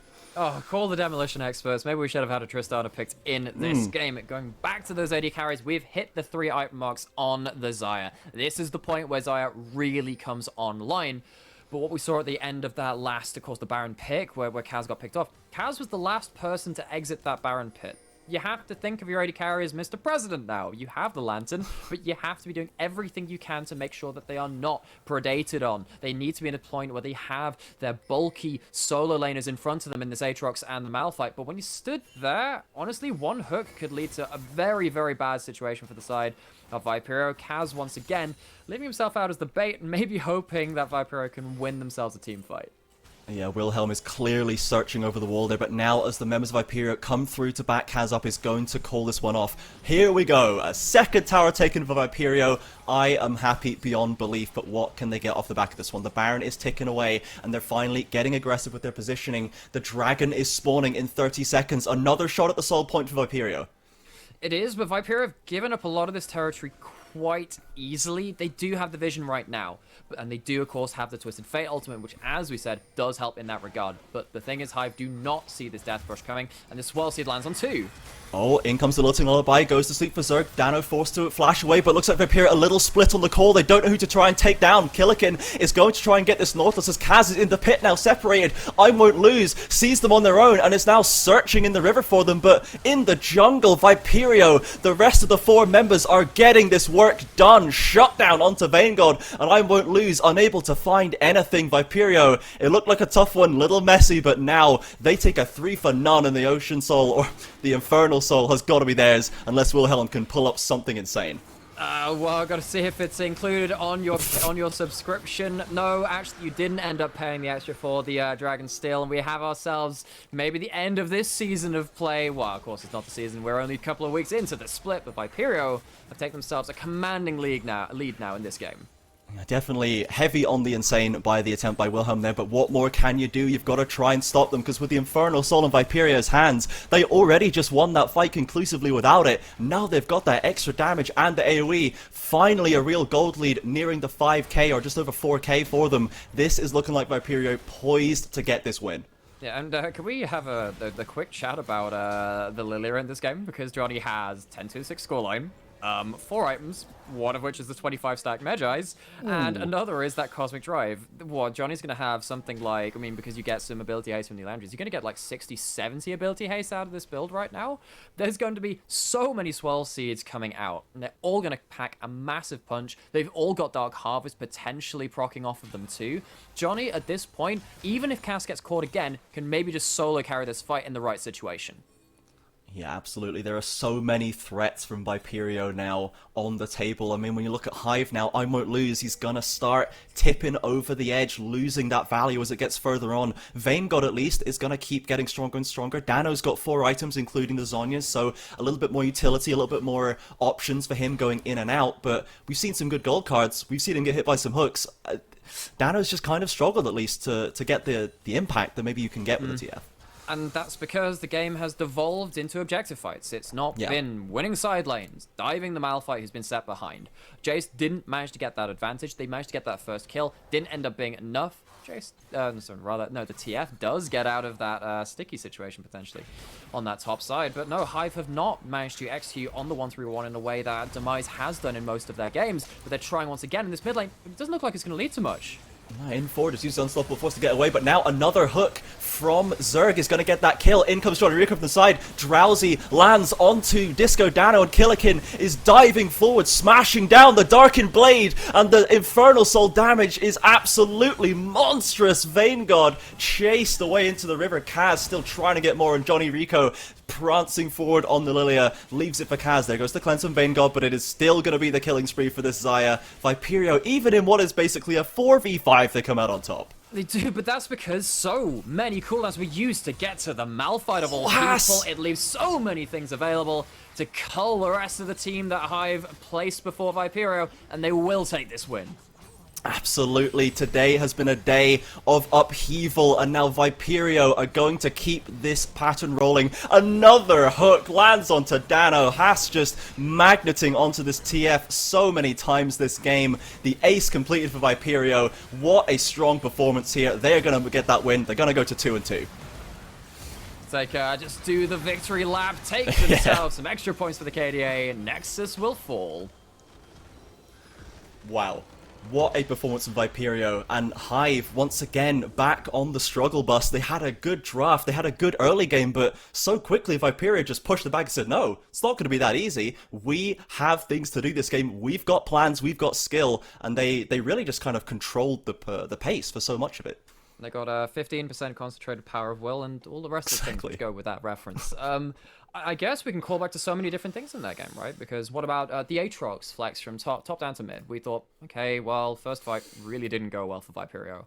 And that was a confluence of different factors, with Malphite needing to be top lane. Double wave crashed in, which they would have lost because they ended up dying to that earlier gank. But then, of course, a lot of things happened down that bot lane. But they did recover remarkably well. They got to the point where they were at those objective fights at the right time with the correct vision coverage to make sure that the 1-3-1 comp of Hive couldn't really spread its wings and start taking down those towers, which took so long to fall across the map. Viperio, this is a good win for them. They need to build off of this and hopefully take some advice from us on the caster desk and say, play the easier comps, make sure you can brawl a bit more, maybe a bit less of that Kassadin. Yeah, just a touch less. I mean, it is really good to see the team like Viperio improving in this way. When we called out, they're having problems with vision, they're getting picked off, and now we have this game, they're playing well around vision, and they're not getting picked off. They're playing against a team comp that really wants to catch you, and they just can't find a way to do that because Viperio have properly adjusted their playstyle to match that. It's great to see the improvement coming through as we go through this second week, and we'll need to see if Hive can continue to maybe bounce back more, or if this is just them slap back down, because now they're at 1-3, bottom half of the table consistently. What does the future look like for Hive? What do they need to work on?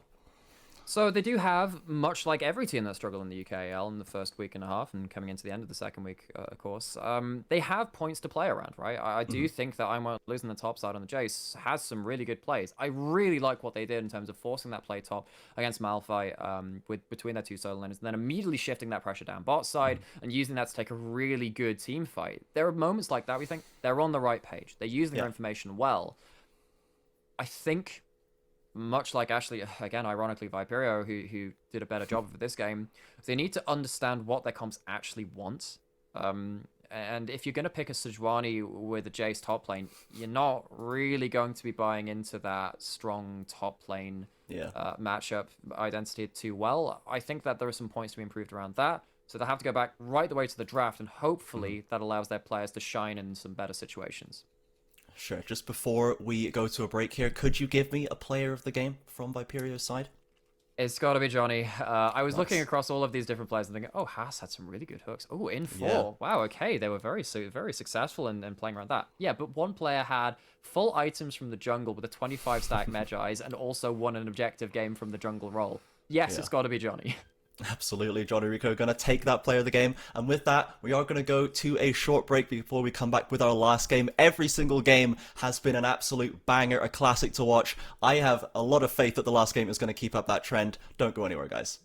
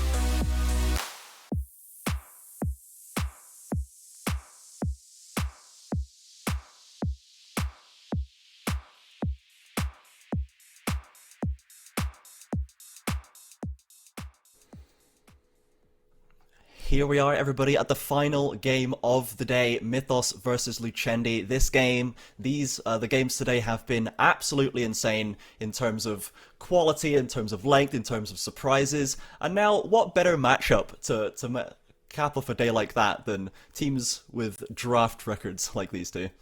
Absolutely. We have Mythos versus Lucendi, and you think, okay, this is a 2-1 team versus a 1-2 team. It's not like we've got the teams at the top of the table clashing against each other. So you know, like, what's the narrative here? What are we going to use to sell this game to you? These teams are crazy in the draft phase. These teams do things that are beyond it's beyond science. We've got teams which are playing stuff like Rek'Sai and Vi Jungle. We've got Darius coming out. We've got a lot of stuff which turns out can be a bit of a roulette. Absolutely. If we're talking about roulettes in terms of champions and picks, one of the players we maybe want to look at who has been a little less consistent, people have a lot of questions around them, is Lucendi's jungler Shady. People did not have a lot of expectations for this player coming into this, and we've seen the Aatrox jungle, we've seen the Udyr jungle. He did have some successful performances, but definitely still unsure about how we're expecting this player to progress. Oh, I get to play good cop on this one a little bit then. Because, of course, yes, there are those worries thinking, why are these strange picks coming out of the jungle? Yeah. And again, we can say the same about Dunlossie on this side. Yeah, exactly. It's just that they've maybe worked out individually better. So there was a game, of course, when we saw that Aatrox jungle, but if it's a flex pick and you get yourself a better matchup in that top lane, we saw that in the game we just cast. We saw that with the Aatrox going to mid lane, and then, of course, Malphite being picked for that top lane. If you get yourself like the Camille, which is such a powerful pick at this point, if you can get into the right matchups, it doesn't necessarily matter if you're not giving yourself an S tier jungler. As long as you're getting something which is winning super hard and you can play around as a win condition, that's more than worth, you know, maybe sacrificing your own champion pool just a little bit. Sure, if we're looking for a player that you can build a team around, it probably would be Lucendi's top laner, Innocence. We had one Camille game from this guy so far, and it was really, really strong. And, you know, trying to build a comp around that is pretty common right now. Camille Galio is still super, super strong, and Innocence can play these fighters as well. However, if we look across the Rift, he's going up against Extra Cheeky, and we don't really know what's coming when you go into lane against Extra Cheeky. With 2 Cho'Gath games and 1 Darius game, I'm gonna pick that one, and then that one, and then this one maybe. That seems like the draft plan sometimes. Yeah. But it is the time-honored strategy pioneered by legendary, godlike bot laner. I'm a cutie pie. If I don't know what I'm doing, how the hell will the enemy team know what I'm doing? And I live by that. That is definitely the motto that he seems to be rolling with so far. And I mean, on the Cho'Gath games, they were kind of quiet. They were picked for good matchups. You just kind of sit back and be fine in lane and then contribute more later. But the Darius game, that was a certified pop-off performance. So we know that Extra Cheeky can take the game on his shoulders if he needs to. Absolutely. And there's a real point of power there, because sometimes you have players which play a certain role within a team. Like there are some supports who play in the UKEL who basically just are the engage bot for their team. And that's important. You need that role within a team. If you need a carry player which can play side lanes, that can be a team fighter, that can be a split pusher or whatever, right? Sometimes those are very, very important. But having someone who can slot into a team and the team is comfortable around players playing multiple styles, it allows you to not be so pigeonholed within a draft, because, of course, opposing coaches will be looking at your VODs, looking at your roles and saying, well, if we have this matchup which nullifies your role, what are you going to do at that point? If you can start sliding out of those roles and broadening your playstyle a little bit more, it can give you a lot to work with at this level of play. Yeah, the only worry I potentially have is how far can, like, the non-meta picks go, right? We just saw last game that Wilhelm opted into the Sejuani jungle again and actually got pretty heavily punished by a meta jungler from Johnny Rico. And if Extra Cheeky is always taking these, you know, out of left field things, maybe at some point he just gets matched up into like a Camille and gets walked on because the champion is just so good. So we'll need to see if he's able to keep, like, shaking off the enemy top laner in a good way and not just kind of falling into a trap of going for matchup over pure value. Because sometimes it's a nice. Hey, we've seen Annie bans, Yeah. we've seen Gangplank bans in the first round. We're all about that here. We don't let people have pockets. There are no picks within them. There are no pocket picks in Bossing Sec. No. But we do have a Hecarim as first pick. Absolutely, and this is Dunlossie still playing to type, still going for strong 80 damage, hard engage, you know, spearhead of the team mentality, but this is maybe a bit more of a meta pick because he's done the Vi, the Rek'Sai. Now Hecarim, this is more of a definitely high value champion. But That's a pick over a Kai'Sa. That's a pick over, and Senna has now been picked over the Kai'Sa too. Now, I don't mind the Senna when you see the Hecarim, because Hecarim, we were talking about roles of play, and how sometimes you can start doing multiple. No, Hecarim go deep, Hecarim go fast, Hecarim go fear. And Senna at least has the ability to put that team-wide global shield across everything, and maybe stick at a range which is appropriate enough to survive that Hecarim dive. You don't really... I can understand not picking the Kai'Sa at that point, but you're not at that point taking away the Kai'Sa from the bot lane of Hive. So they lock in the Karma. We've seen that a couple of times before today. I wonder if missing out on taking that that Kai'Sa away is maybe a misstep from Lucendi. Yeah, and we haven't seen any bot lane bans besides I mean the Soraka and Seraphine. They're technically players that you could put on your marksman player, I guess. But yeah, like the Kai'Sa's still open. All of these usual Premier ADCs are still available, but as we've seen for Mythos, we are not being conventional. As usually, we've got the Karma and the Leona. So a flex Karma once again that we did see go a little wrong for Articuno, but we'll see how he does. But why pick a flex pick if you immediately lock it up? Okay, I mean, Leona is a high-value champion. It is a decent takeaway from the side of Lucendi. You say, oh, okay, Leona is one of the primary long-range initiators in the game, but they immediately lock in the Camille, which is a champion I'm a big fan of. I think more people should be picking Camille. There were a couple of drafts today where I was saying, getting into picks 4 and 5, Camille's still not been picked, and then the draft ends, and Camille has still not been picked, and I'm pretty unhappy at that state of affairs. Now, Lucendi gets you ban away 2 lane matchups, which work pretty well into the Camille. I guess you could look again for something like a Jax. Jace does okay into that matchup too, again, if you want to see if you can do a little bit better than the other Jace game we did have today. But yeah. And of course the Galleon's been banned away from the combo side of things from Mythos. The question is now, of course, what they're going to leave up for the last pick and that counter pick, of course. Yeah, I am slightly worried that my fears are going to come to pass, and Extra Cheeky is going to end up with a slightly zany top laner against literally Camille, and is just maybe going to struggle because of that, especially with this more off-the-wall comp that is still currently being built. The first pick for Lucendi in the second round is going to be the Maokai, so I'm assuming that's going to be a support Maokai for the Senna Maokai. A lot of poke, a lot of pressure, quite hard to get on top of, hard to pin down, but we'll need to see. And I actually wonder, because this is patch 11.2 now, whether we're going to see less of the Imperial Mandate AP Maokai, and more about actually having a fasting center and saying, well, Maokai, just go full tank and try and be an extra front line. Because you look at this is a low damage team from Mythos. Even if you lock in an Orianna, this is a low damage team comp. It does look like could even be a bot lane Karma at this point if we've got the Ornn coming in. It is actually going to be the Anivia instead. There's going to be a mage in the bot lane. I am worried about Mythos's continued damage output now. Yeah, so they do have the Anivia for Manroba. We've seen this guy play the champion once before, but I am really excited, actually, if they pick the Zoe for Limsey, because before cast we were talking about, I want to see Limsey being more of a force and a proactive force, to say that, on the map, and now we have the Zoe. It's not just the Galio, it's not just an Orianna. Now we can maybe see Limsey actually get stuck in and flex a little harder, because I think he's been a little underrepresented so far. I agree. I think one of the things that we were talking about, hey, a lot of these mid laners are just kind of like playing, again, that standby role for their team where they aren't going to be the focus of their junglers. They're going to be team fight scaling mages, maybe have some globals chucked in there. They're not often what is played around on the map. Zoe is a champion which has much more agency in that regard to say, I'm going to be the one doing the damage. I mean, plenty of people will have seen that Showmaker match over in the LCK the other day. 11-0 and 11, looks like point-and-click skill shots. And this champion is one of the few mid laners in the meta which can be just that ultimate solo carry. Limsey's got their hands on it. What can they do with it?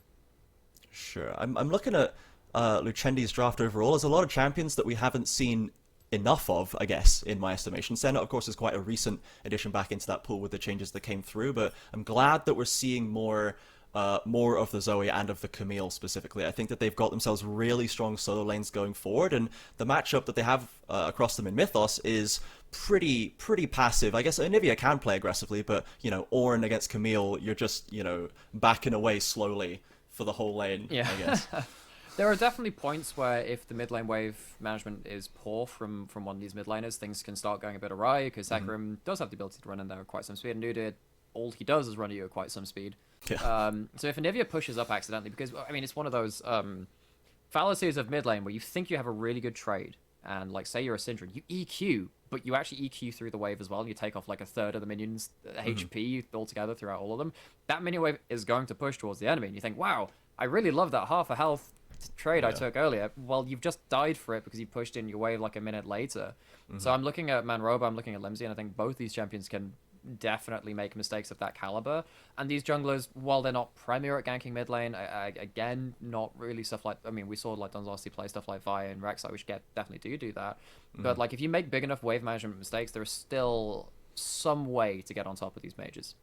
Yeah, for sure. I think this is potentially the time for both of these mid laners to take the opportunity to step up and be more of a visible force in their team, because they've both somewhat faded into the background. I think a lot of the mid laners in the UKEL right now are not really being the stars of their team. It's more so on the junglers, and like the top laners are at least picking these zany picks to get the attention, and ADCs are so strong right now that the mid laners sometimes kind of fade back a bit. Kurosh isn't unless really... you're Kurosh. Unless you're Kurosh. Yeah, but like this is a chance where I think they can both step up. They've both been given a lot of importance on their comps.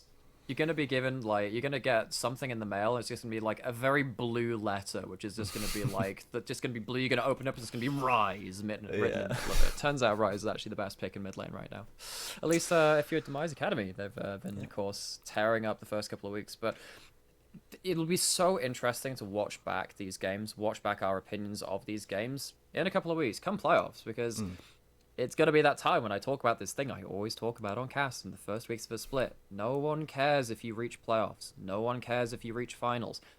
Form is important. It allows you to build momentum. It allows you to build and learn, right? Because actually, ironically, having such a strong performance in these early weeks might actually end up being detrimental to some of these teams, because they can't use teams above them to learn about their mistakes to the same degree, right? Whereas you look at these teams which are starting to make a bounce back. You look at Luchendi, who picked up, of course, one of their first wins. Viperia, which picked up another win just now. Like, these teams have so much to learn from these people putting on some really, really showcase talent matches throughout these games. But, you know, it's about where we go from here. This is only week 2. There are a lot of games in the regular season this split round. Yeah, where we're going from here, I think a lot of people would predict Mythos to win this game, but like, I mean, a lot of people predicted Hive to win the last one. So I think you're absolutely right that these early top contenders, people like London United, are now kind of falling down. The people who had a rough early week, now they're getting their stride a bit. They're fitting together. A lot of these are new rosters with people who haven't played together before, and as the synergy increases, they are showing better performances. And Mythos kind of came out a little faster than a lot of people expected, because this is traditionally a 5th, 6th place team. They never really have been able to step above that level, but now they're 2-1 and they're going into a favored matchup against Luchendi. This could be a chance for them to actually definitively step into that top side of the leaderboard. Sure, and particularly with Mythos, they have seemed a little bit all over the place in terms of that roulette wheel, right? They are definitely inconsistent. And don't do what the UKEL casting staff is. That don't upset the gods. Don't upset Zeus. You know, you're gonna end up like Heracles. It's not gonna end well for you. You're gonna have to cast with me. So it's a horrible experience, I tell you. It's yeah, answer that one. Answer that one. Oh my goodness. Okay, so if we take a look back at Mythos specifically, going over the first week, usually Dunlossie has been kind of the key to this team comp, right? It's always an aggressive play, always diving in, always forcing plays. And the team is kind of following up with that pretty well. Do you think that he's still got the scope to do that into the draft that Luchendi have got? Because they've got the Maokai, they've got the Senna, you know, champions that it is hard to get in deep on. And Dunlossie, when they weren't able to go super deep in their Vi game, you know, they did kind of suffer for that. There is a worry that faces down many enemies within the river. It says, oh man, you know, we're just going back to Greek mythology again. This is just Thermopylae. It's just 1 versus, 300. That's it. Okay, cool. Anyway, yes. You dropped the sad B for Hive. Oh man, that's obviously admitting defeat. That's the one. But there is that worry that you're going to be diving into the Hecarim, or the Leona in particular, into Maokai Ultimate, Senna roots, sleeps, and then getting followed up on by a large amount of follow-up damage from the Camille flying in, and then of course Zoe having the ability to punch out damage with 2-3 items, right? I do think that they have enough long-range engage between the Call of the Forge God and the Solar Flare to mitigate that to a certain extent, but that's not on Dunlossie, like you were saying. The Hecarim does have the ability to commit from long range too, but you have to do that with your body, and that's where things get a little bit more dangerous. And particularly then, of course, there's the wild cards. Like, well, what's going to happen with like Karma Shields changing everything around? And of course, the Anivia wall against, 3 out of the 5 champions of Lucendi being those melee champions, that can absolutely throw a spanner in the works too. This is not a clean-cut game, and much like we thought coming into the prediction side of things, it's not really simple to predict how it goes from here on out. No, it is definitely tough to call, and it's potentially made even more so by something we haven't really touched on yet, is that Lucendi is running a different player in the support role. We've got Blackbeast down there, not Dandy like before, and while Lucendi's bot lane, I think it's fair to say, have been struggling somewhat, maybe this new player, a bit of new blood down there, can revitalize it with their picks that they have here today. Absolutely could do. This is a Comet Spellthief's Edge Maokai as well, so they do have less frontline duty, if that's more their style of play, and a bit more of let's lay down these seeds and be more of a damage threat. So it's kind of like, for me, it's less of that skill cap of knowing how much HP you have to work with, and more about, okay, where am I placing all of this pseudo vision in the saplings across things. So they have given, the coaching staff of Lucendi have given Blackbeast a bit of a cushy lane to go into at the first part. You're against a Karma, it's not really a kill threat, and of course, you do have that easier champion to pilot, or at least the easier play style of that champion to pilot down in that support role. Yeah, and it does seem to be a relatively chilled out bot lane so far. No one's looking to get too excited here. They know the state of play. And if we look up at top lane, Cheeky is getting shoved in, as we know should be the case. Getting a nice little CS lead on this champion. So far, it's just crashing that wave in, going for a recall, see if they use the teleport to get back to lane. Hope they don't. Use that cheat to recall and get yourself a free item back at the first point. Of course, Ornn doesn't have any problems like that. Just buys from lane if you do get him out of combat for long enough. In fact, going to pick up the cull. That's... I don't mind that, actually, because you've got your hook shot, and Ornn and Hecarim is not a high kill combo, nor do you have a TF or a Galio coming into that top lane, so Innocent's probably going to pick up a bit of an easy laning phase themselves in this top side. Yeah, a nice ward placed by Lucendi's bot lane. Gonna spot out Dunlossie going onto that bottom river scuttle, and the bot lane can rotate if needed. Obviously, Shady grabbing that top side, which is another simple trade going to be taken there. Playing it nice and safe as we'd expect. Shady now has walked into this top lane brush, and Extra Cheeky stepping forward for that wave could look to find himself in a spot of bother. Dashes forward already. The stun is going to be cancelled out by the unstoppable from Bella's Breath, but the flash is still forced. That's a high value W, Bella's Breath, coming out of Extra Cheeky, but yes, it's still a flash away. It's still this Camille who has a cull on them now, playing against a flashless lane opponent who can't punish this Camille from farming now. So, I mean, it's a pretty Camille-sided matchup in the first place, really. But this is now just ensuring that this Camille will be up in those gold values going into the next couple of minutes and into, of course, the mid-game. And actually, this is going to be a bit of a split map. Not quite vertical jungling. The camp's taken away by both junglers on the enemy's side of the map. And that probably favors Lucendi with this carry in the top side, because I can't really see Karma Leona being too much of a kill threat in a dive situation.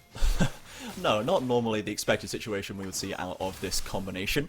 But as we check back in the other lanes now, Dunlossie arriving in this mid lane. Limsey pretty low on mana, but is likely going to give them the respect they deserve. A little bit of a CS lead developed in mid lane as well. So far the Zoe pick, is it the first Zoe we've seen in UKL so far? First one I've seen. I think it's the first one across all games. Don't quote me on that, but I'd be relatively confident in saying that, yes.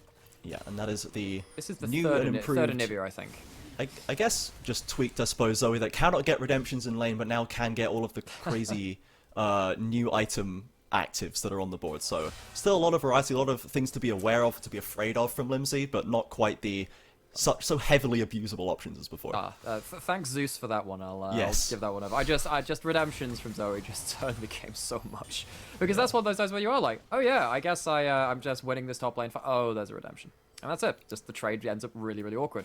This is, speaking about awkward, really awkward lane state for this Ornn now, because that's been frozen against them. They have no flash. Shady's on the top side of the map. We know that, of course, Mythos will know that Udyr was on the top side of the map for quite some time, put down some vision. Going to clear out that pink ward themselves, and Extra Cheeky is going to have to give up so many minions in this wave. Yeah, good to see Extra Cheeky knowing how to play that losing lane, but it is still unfortunate to see it being lost in this manner. Shady now just having a run around on that top side. Limsey dashing forward, gets a ghost for themselves, plenty of summoners as well, so pretty hard to pin down Zoe at the best of times, but now with the ghost in their pocket, even more so. When they have level 6 as well, they have the ability to stay at quite a long range. You can see what Manrob was trying to do, just saying, okay, if you're going to walk in and not use the portal jump, it's not on the shortest cooldown at this point in the game. And actually, Innocent is going right up towards top. It has a 2-level advantage? That is so nuts.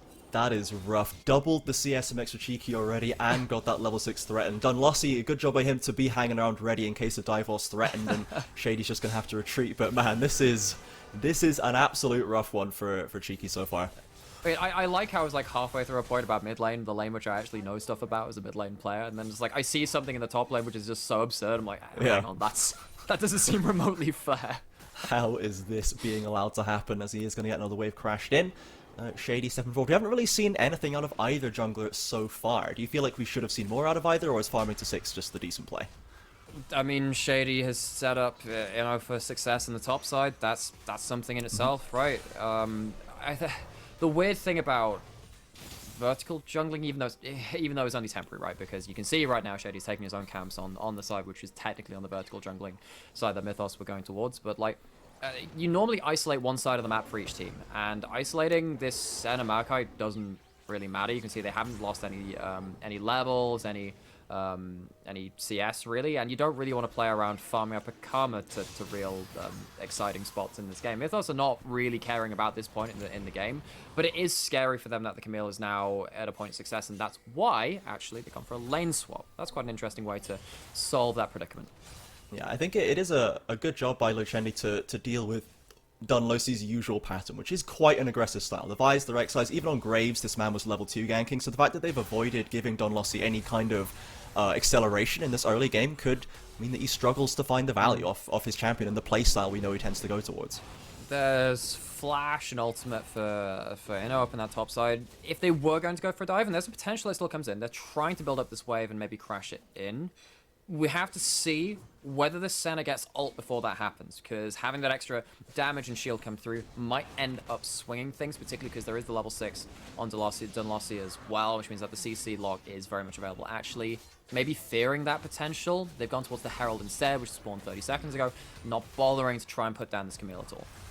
Yeah, gonna be traded away for that first Cloud Dragon by Luchendi. Shady picking that one up and now heading into the bot side jungle to steal away what they can after he's had his own top side yoinked away by Mythos already. So a lot of handshaking, a lot of even trades in this jungle, but Shady actually goes very low. He's about to die to the red buff. Shady, please, you can't give them the memes like this.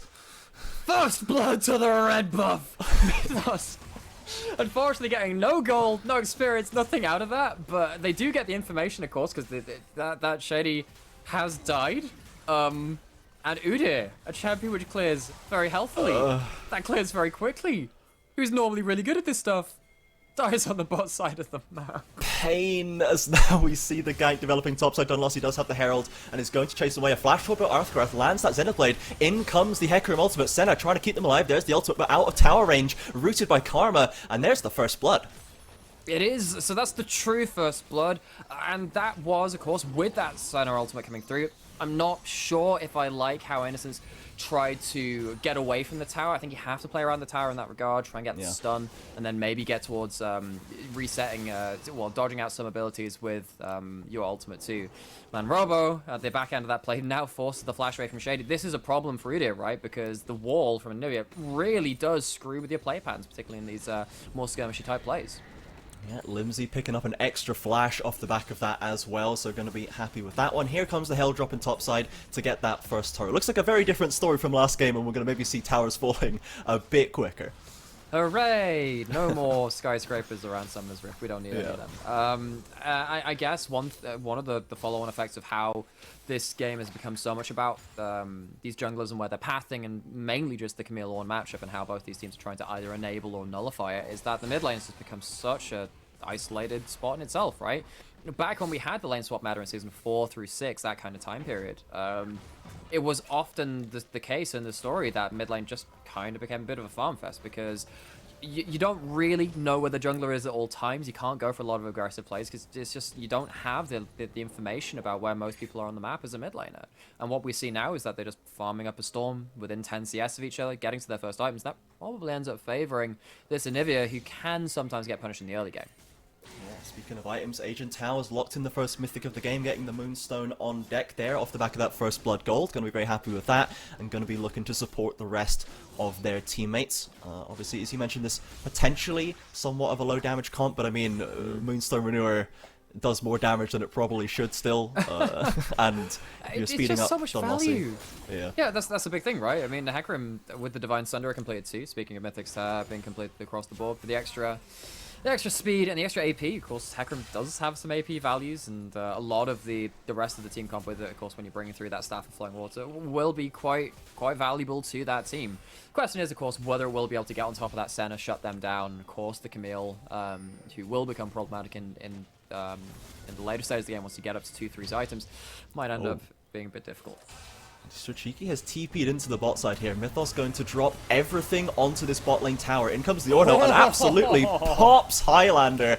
Blackfist with nothing to do here as well. A well-executed dive, a lot of resources committed, but they do get the rewards.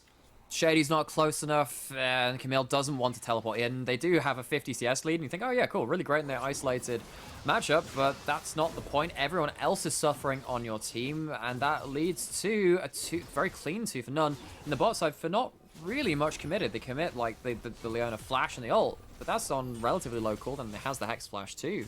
So Mythos coming up with a big win there.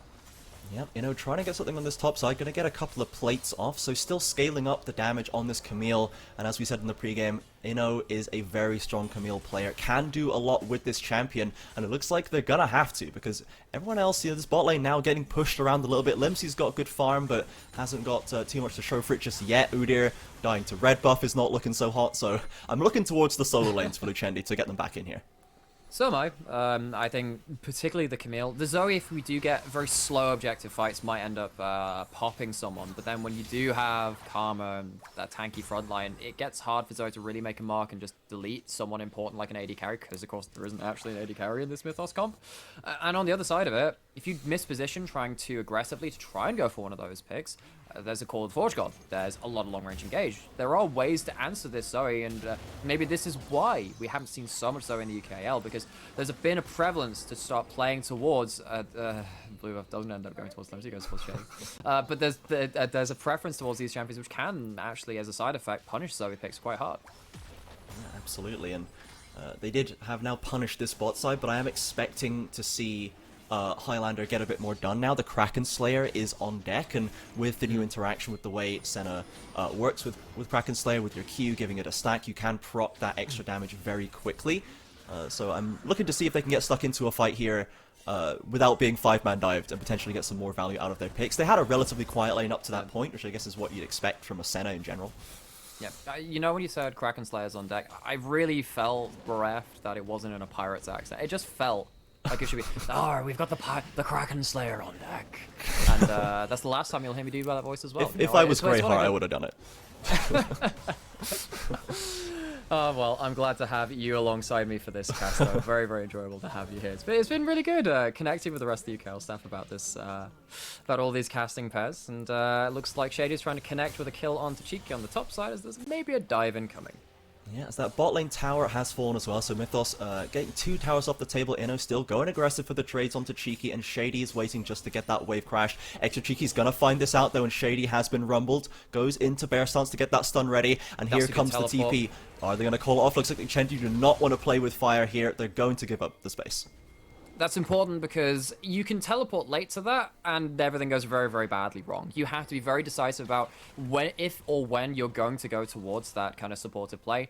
The teleport away from the Anivia at this point, not particularly important, because the Mythos are in a point where their lane states are relatively good for them. The only person that's really losing out is this Ornn, but Ornn can be a low economy top laner. It can just sit there and collect waves. That dive was a bit of a threat, and just say, look, no, we're not giving you this for free. Just give you out that teleport. And now Anivia, who's got up to their mythic, will just be wave clearing for forever in whatever lane they go to. And Lucendi, with the one option they really had to play around the map in the next couple of minutes, have had that denied from them. Yeah, absolutely. Now ManRobo pushing in this wave to the mid lane. Another Herald has been picked up and is going to be instantly dropped by Dunlossie to get this final outer tower off the table. They have enough people to force this one through, I imagine, but if we're looking at mythics as well that start to come through, we've seen that Camille's opted for the Triforce instead of the Divine Sunder. Do you think this is the right choice here? I think because you have to dive onto people who have less of that, I don't think Camille's job is killing the Ornn. I think Camille's job is actually being the main carry, and Triforce in general is still fine in this matchup, is still okay with that, and Ornn not being ahead or even remotely even means that you're still going to be doing good damage with that item. whilst also giving the ability to maybe get on top of the Anivia, maybe one-shot someone like the Karma 2, Sure. and that's more of something that Lucendi need to play around than something like the Divine Sunder or Split Push.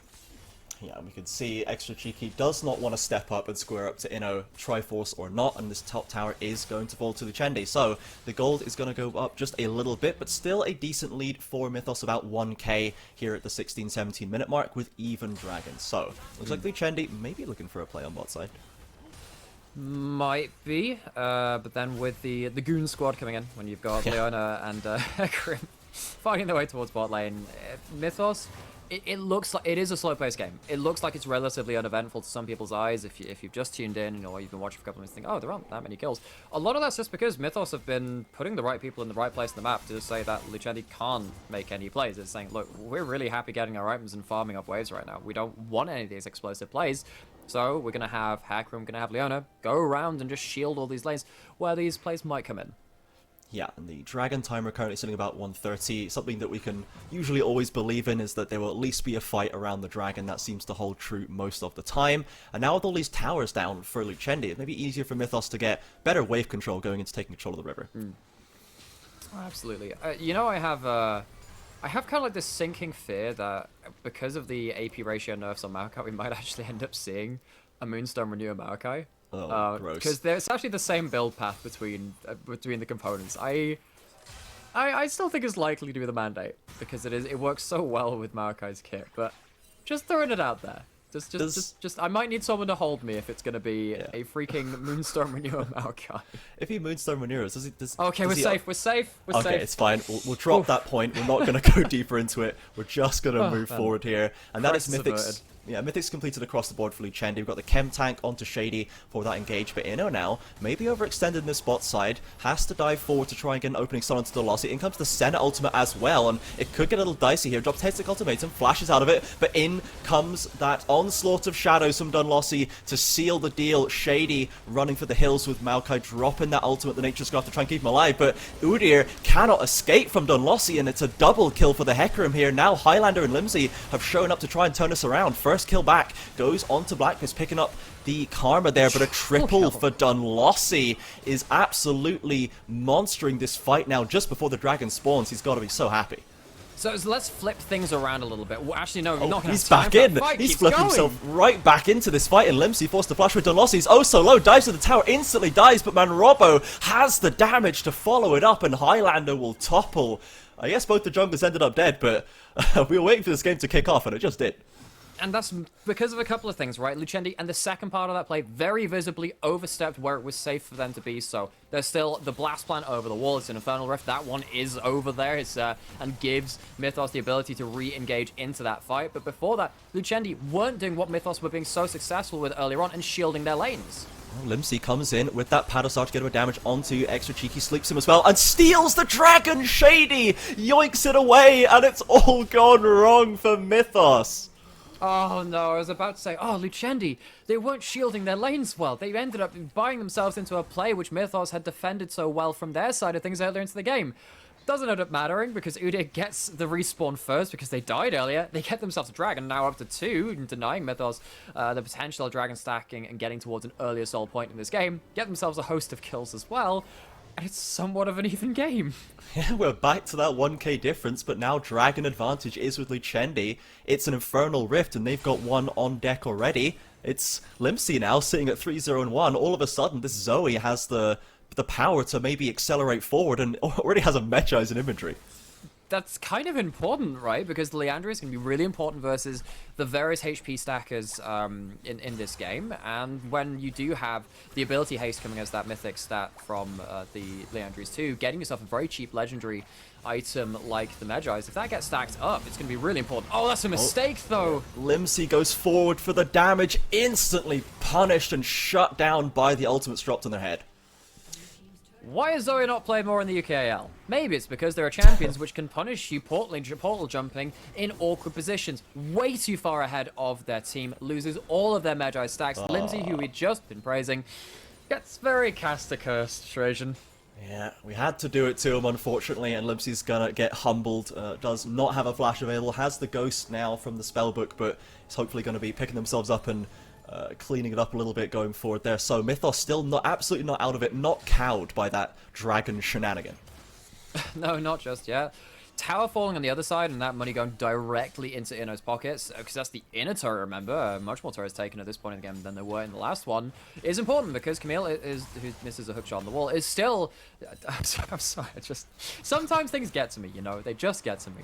But hopefully what will be getting to is Innocence to a point of power, getting to that second item spike on that back, because they are going to still be that main carry for Luchendi's team comp, even if they don't have the KDA really looking like that right now. Camille has the tools to win this game for this red team. Yeah, gold almost evened out, only 300 gold in it right now, and now they do, as you say, evened up those towers, so the wave control has just got a lot easier. But that mid lane outer is still available for Mythos, so they can still hold this bastion in that middle lane to take control of a decent chunk of the map. Yeah, and anything can still happen in this game. Apparently pauses too, so that gives us some time to think. And I mean, you know, we talked about how Mythos, wow, they made some good plays about shielding lanes and responding to things. Luchendi had a big blowout fight though, in one of the few fights we've really had in this game. We're left at very even gold. We're left with some champions with a lot more gold, and those, particularly the Hecarim versus the Camille, is the real look at that. Thank you very much, production. And actually, the person with the most gold in the game is going to be Dunlossie on that Hecarim. So what we're really looking at now is to say, well, okay, we said that Mythos were maybe winning out on the map state earlier in the game, but this is still going to be an Ornn who's not really doing much besides being an ult bot. And can Luchendi get to a point where they're running over those side lanes and taking more into turrets for free, like that phase of play just now? Yeah, maybe as this game goes later, they will have the ways to fight back into this one, as Mythos does seem like, you know, it's some of these champions, they're going to fall off pretty heavily. Dunlossie, Agent Tau, they're not going to be able to offer up as much as people like Innocence, you know, like Senna. These are going to be more valuable picks, I think, as the later we go. And Mythos, we saw them do really well when they get these early leads and they play off the back of Dunlossie finding plays and finding leads from them. They don't really have that this time. They have a little bit of a lead, and Dunlossie is strong, but maybe Luchendi can rebuff the aggression coming from this player. For sure, because they do have some disengage tools, but there is a worry that we still haven't seen like a real 5v5 where everyone's there at the start around an objective. It's normally been side lane plays and trying to collapse onto one person, which ends up in a 5v5 because everyone turns up there in drips and drabs as the fight goes on. Mythos have really strong engage. We saw that with Limsey. One bad portal jump, immediately punished, immediately killed. This is going to be really quite telling as the first fight where we do see around one of these objectives. Maybe it's going to be the Baron, maybe it'll be the Dragon in a couple of minutes, to see how the fight gets set up, and then if it's remotely on even footing, who has the winning team fight in that state. Yeah, so now we see Mythos stepping forward to control some of this vision, as they were able to find that kill in the mid lane just a moment ago, and they're looking to find another. They've got vision over the wall. Shady looking to maybe step forward, but it's going to walk right into that CC chain, and here come the roots. They are not going to be escapable for Shady, and now damage thrown back by Limsey, but it is not enough at this point. Innocence on the bot side crashing into that tower. Highlander maybe caught a little bit out of position as the Onslaught of Shadows will come over the wall. Dunlossie chasing, charging down after the Senna, and you can see the power coming through from Dunlossie, swirling that scythe around, and will cut down Highlander. That is another successful play for Mythos. It is. It's decisive. And Udyr can't be the person face-checking here. We talked about it with, I don't know, something like a Janna or a Seraphine, right? You go into a ward, you're not really tanky enough to survive that kind of play, and you can't disengage effectively enough. Udyr has no dashes, cannot get away from something like a Nivea wall, and if you get locked in place, you often just end up dying. I think what needed to happen there was it had to be Blackbeast walking up first, throwing in the sapling, and using the flash to try and get out, because of course Shady didn't have flash for that play either. Speaking of that, Maokai, walking up, does exactly what should have happened that last minute, and that's where Luchendi ended up dropping the ball, and they're very lucky not to have lost a Baron. Yeah, for sure, but they might lose this next dragon if they cannot shape it back up. Everyone is alive on the map, and they're taking the time to get their vision in place, but even more gold is falling into Dunlossie's pocket. This guy is rolling towards his third item very quickly, and can be just the only force needed for these team fights, with the rest of Mythos supporting him so well. Are we in favor of horse puns here? Well, I say nay, because I have nothing else to say on that issue. And Dunlossie, speaking of, takes a sleep, and if this fight goes long enough, maybe we can get some poke coming down with the Imperial Mandate, and of course Zoe having that range advantage too. But the Moonstone Renewer and Staff of Flowing Water combo now been built up by this calm, it makes it so difficult for any of that to stick. He's now trying to step forward. Another sleep lands onto Arkarath, but they are quite tightly grouped up, Lucendi, and there's a bit of damage to be thrown back from, or Mythos rather I say, are tightly grouped up. Lucendi throwing out those Zoe abilities to try and get some damage, but they've started the Dragon now, and Limsey gets sniped, caught up and crushed between a rock and a cold place, and taken down by Mythos. It will be at the cost of the Dragon though. Rock and a cold plays her. Well, Ice Cold Killer, the wall comes in, pins Limsey against the wall. Exactly what we're talking about, punishing Zoe, but the fight goes on. Yeah, Dunlossie not going to let you punish his top laner like that. Coming in to support their boy is Shady, unable to find more innocence back on that bot side, pushing the wave in. Mythos, they might look for a Baron here, but I don't know, their bot side's looking a little dangerous. It is. I think what they're just trying to do is force our Innocence's teleport. They know that Camille is still succeeding almost at the Flame Horizon over Extra Cheeky on the Ornn. There is, of course, the control ward on the Baron, and the Flash is forced out of Maokai, who was trying to face check. Oh, Highlander throws the ultimate out, but Dunlossie charges in, isn't able to find anything though, and it looks like the Chendi have navigated this rather well. They got some damage on mid, avoided the Baron take, and didn't have to lose the TP. Lucky that didn't come to a fight, because Highlander was straight out of mana there. This is not a mana Mune. Senna, you can end up running out of mana relatively quickly on this pick. Built towards the Rage Knife, almost at that 2-item spike with the Rage Blade coming in, means that your Senna Q is up so often with the Kraken Slayer, also proccing many times too, because the Rage Blade keeps stacking up things. Now we've got Lucendi once again face checking. Highlander hasn't had a chance to back, and Blackfist has no flash this time. Yep, gonna get caught out. Dice for Twisted Advance, but nowhere to go for this Maokai. There's not enough tankiness to escape, and now they've got an opening to maybe force Innocence back, because he's on that inhibitor right now. Cheeky has been pushed back to the fountain. Innocence is actually Flame Horizoned him and is looking to maybe get the best of both worlds, going for this inhibitor while the Baron is still being taken. I know, but the worry is now that Innocence can't TP away because the Call of Forge God probably ends up cancelling it. In fact, what they've done is taken the inhibitor, maybe going to take themselves a tower in the mid lane too. They're still getting a lot of gold for this trade. Yeah, they're gonna give up the Baron and take a different kind of map power on that bot side, now spawning the super minions. So Lucendi not trying to flip a coin here, not trying to get too greedy, have their cake and eat it. They are just gonna opt for a different play and get what feels like pretty even value. Because this is what happened and what we saw pioneered by G2 in 2019. We saw it in that famous series between them and, of course, SK Telecom back in that year too, of course, between MSI and Worlds, where G2 realized that actually losing Baron is not the end of the game. Losing Baron with losing map state and waves pushed in is the end of the game. If you then take turrets, make sure the waves are pinned into the other side of the map, you take Baron, sure, but you've just lost a lot of things which we get to keep as the game goes on, like those towers being down, like putting vision down, maybe allowing to get some picks as well. Lucendi take themselves a couple of turrets, take themselves an inhibitor on the bot side too. That means that Mythos, while if the map was in their favor and the waves were already pushed up, could have gotten a very large power play out of this, probably only going to get a middling to small one now. Yeah, they have chosen to push this bot side, of course, trying to counter that super minion push with a Baron empowered wave of their own, but Innocence now say, well, bot lane's done, you know, done and dusted, let's go into this top side. Cheeky, once again, just has to come in and walk into this 3-item Camille. Has a pretty rough time of it. Literally only 2 items completed on Ornn. It's very tough now as Dunlossie and the rest of Mythos trying to make sure they get something as this inner tower and bot side is going to fall. Is right now.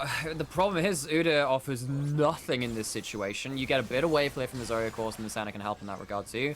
Uda's there as a cheerleader. That's all you can do. Your melee, if you get walled off by the Anivia, you're just getting you're probably just gonna get picked off at that point. And actually, Mythos do end up getting themselves a tower, get themselves a second tower, in fact, in this bottom lane. Now they're threatening onto the inhibitor, and Ornn is for now safely holding that top lane. Yeah, and the Paddle Stars from Limsey are really not doing that much. The shielding available for Mythos is really paying dividends right now, as this wave with so many Baron and powered cannon minions is going to crash into this inhibitor and going to take it down. So now the Baron, the longer play, has come through for Mythos, and they're back in control here. Back in control of the gold lead, back in control of the map, and they're moving forward towards the Nexus. Okay, so Marco comes out. There's no further engage happening there. I was wondering whether just a Leona could force out the Zoe flash, and Innocence has not teleported here, has recalled instead and made it the way to the fight. So Mythos do take themselves a decent amount of that bot lane, but that inhibitor from theirs is still down. They're recalling with the last of their Baron buff. Lucendi don't lose themselves too much coming up to this Infernal fight, which is going to probably be the thing which actually determines this game. They need to go quickly sweep through this area, make sure there aren't flank TP. Well, I mean, I guess you're not really worried about the Ornn flank TPing at this kind of level of power. But you want to make sure that at least you have yourself more flank options, push up and get some vision for the likes of your Camille trying to get into the backline. Because if you do get this Dragon, the Infernal Soul might end up giving you the advantage finally in these team fights to try and end out this game. That could be the boost that Lucendi needs to get themselves out of this rut, as currently Highlander is up in the top side. Looks like they're just going to completely give up this Infernal Drake. They do not feel confident enough contesting it, and they're going to keep the soul point, but this game is running longer and longer, and Mythos seem to be the ones eking out the advantages. You know, Ornn has been such low level, I forgot he had upgraded items. We see that the Leandri's Wow. Anguish has upgraded to the, let me look at what it is called. Spooky no, I can't Mask. find it. Oh, cool. Yeah, the thingy thing. It's been upgraded, but that's the first upgraded item that Mythos have. They don't have the Baron buff now, but they have managed to get into, finally, for one of the first times this game, into this Death Ball state with the Karma Shield and the siege potential of the likes of Leona's engaged threat, and then, of course, the zoning potential of Anivia, making these towers very hard to defend from the side of Lucendi. And Innocence hasn't got the waves to work with this time to force them to back and under threat of their base falling. Yeah, as now we see Mythos riding up to this top side. Innocent still covering that side lane. Blackbeast looking around the side. A sleep does land onto Extra Cheeky, but not much damage going to be thrown back. Limsey just sitting there with a sad 0-stack Medjai's in that inventory for so long now. Has the Horizon focus as well, but is clearly struggling to get enough damage out of this poke. And Mythos, they're just kind of walking up, face tanking straight through it. Don't even give a damn. Not at this point, they don't, but of course they actually have the ability to wave clear this. So they're, actually, man, Robo's a little bit out of position, but not far enough.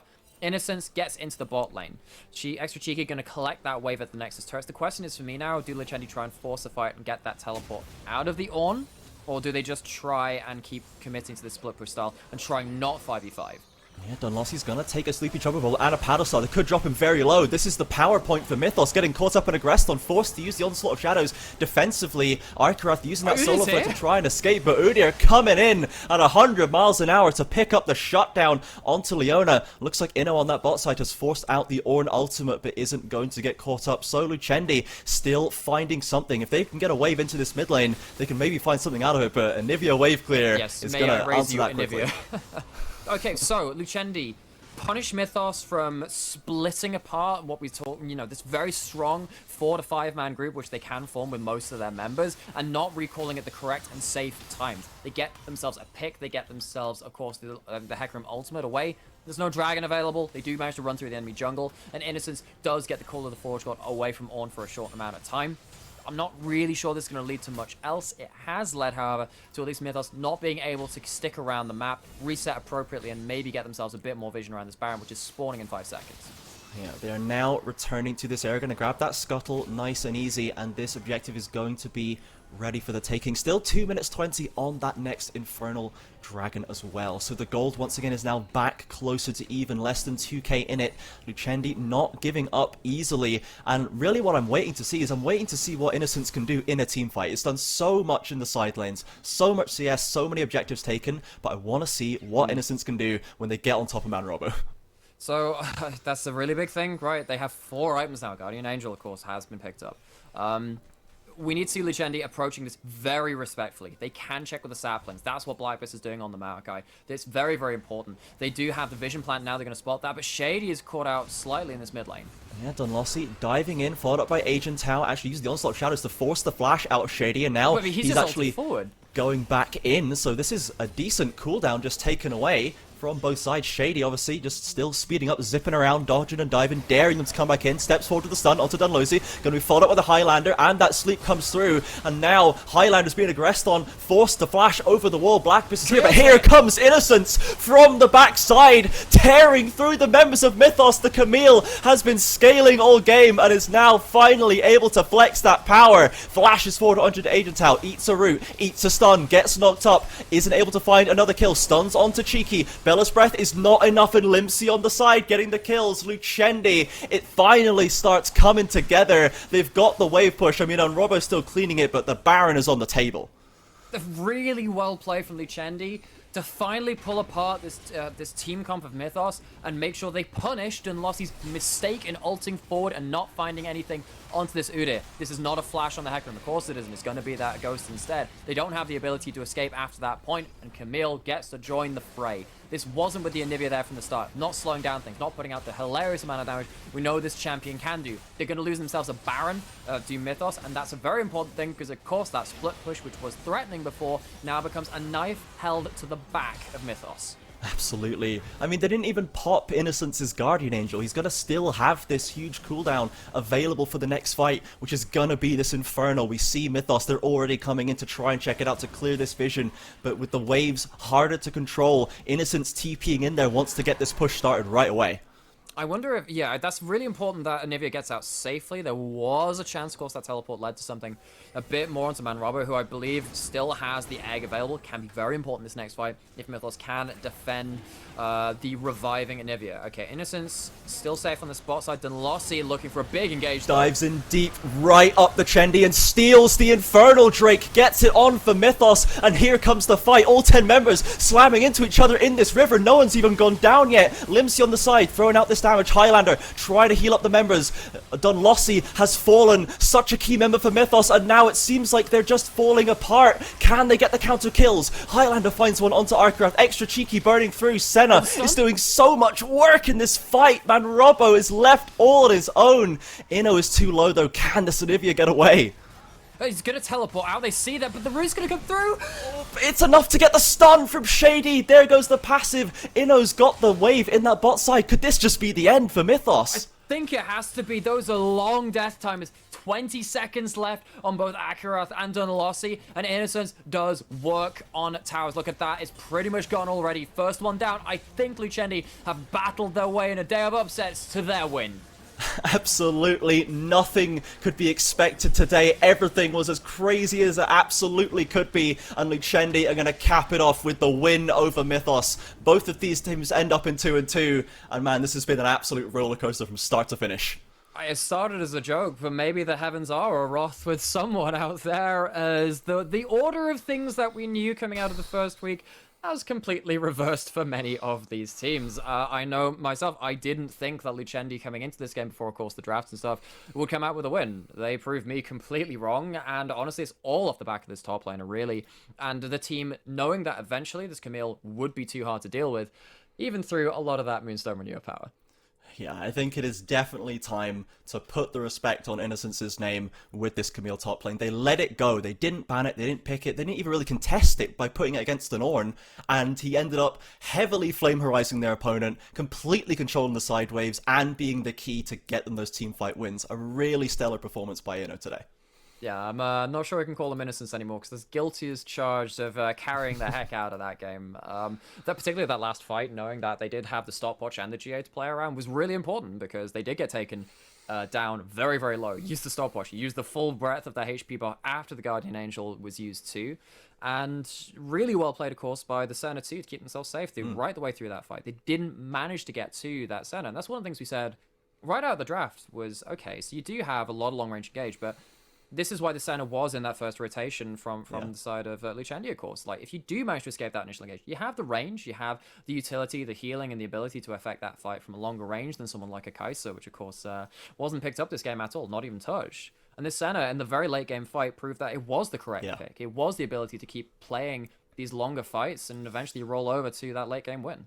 Yeah, I think when we look back over these games, I think Highlander is really going to stand out as a bit of an unsung hero in those team fights. Despite, getting pressured heavily in lane, getting dived on a few times, when it came down to those clutch moments and they had to play that kind of supportive role that Senna does while throwing out the damage, they were always ready with the heals. They were positioning pretty well, using the ultimate to great effect. It was really just a really strong performance by Lucendi, and completely throws the hierarchy of the UKL into a mess again. The middle kind of echelon of this league kind of includes everybody now. Munster picked up a win, Viperio beat Hive. Only Demise Academy is sitting at the top echelon for me, and everyone else is kind of just scrapping for position still. So everyone beats everyone, but in the end, Demise Academy wins. Is that? I believe that's what they used to say. Okay, cool. Well, that's what we're saying nowadays. And yeah, after the first 2 weeks, Hive are now going to be sat there at 1-3. Well, of course, like Hive are going to be sat there at 1-3, and a couple of other teams like which we rated very highly, thinking, okay, yeah. I mean, I know we talked about you don't forget about you forget about the first few weeks if you turn things around. Yeah. You still got to turn things around. Yeah, for sure. And it's great to see that so many teams are actually showing that direct progress and making it close and making it exciting. And I imagine that as every week goes by, it's only going to get more exciting. Unfortunately, this is going to be the end of today's stream. It's going to be end of the week labor 2. of Hercules.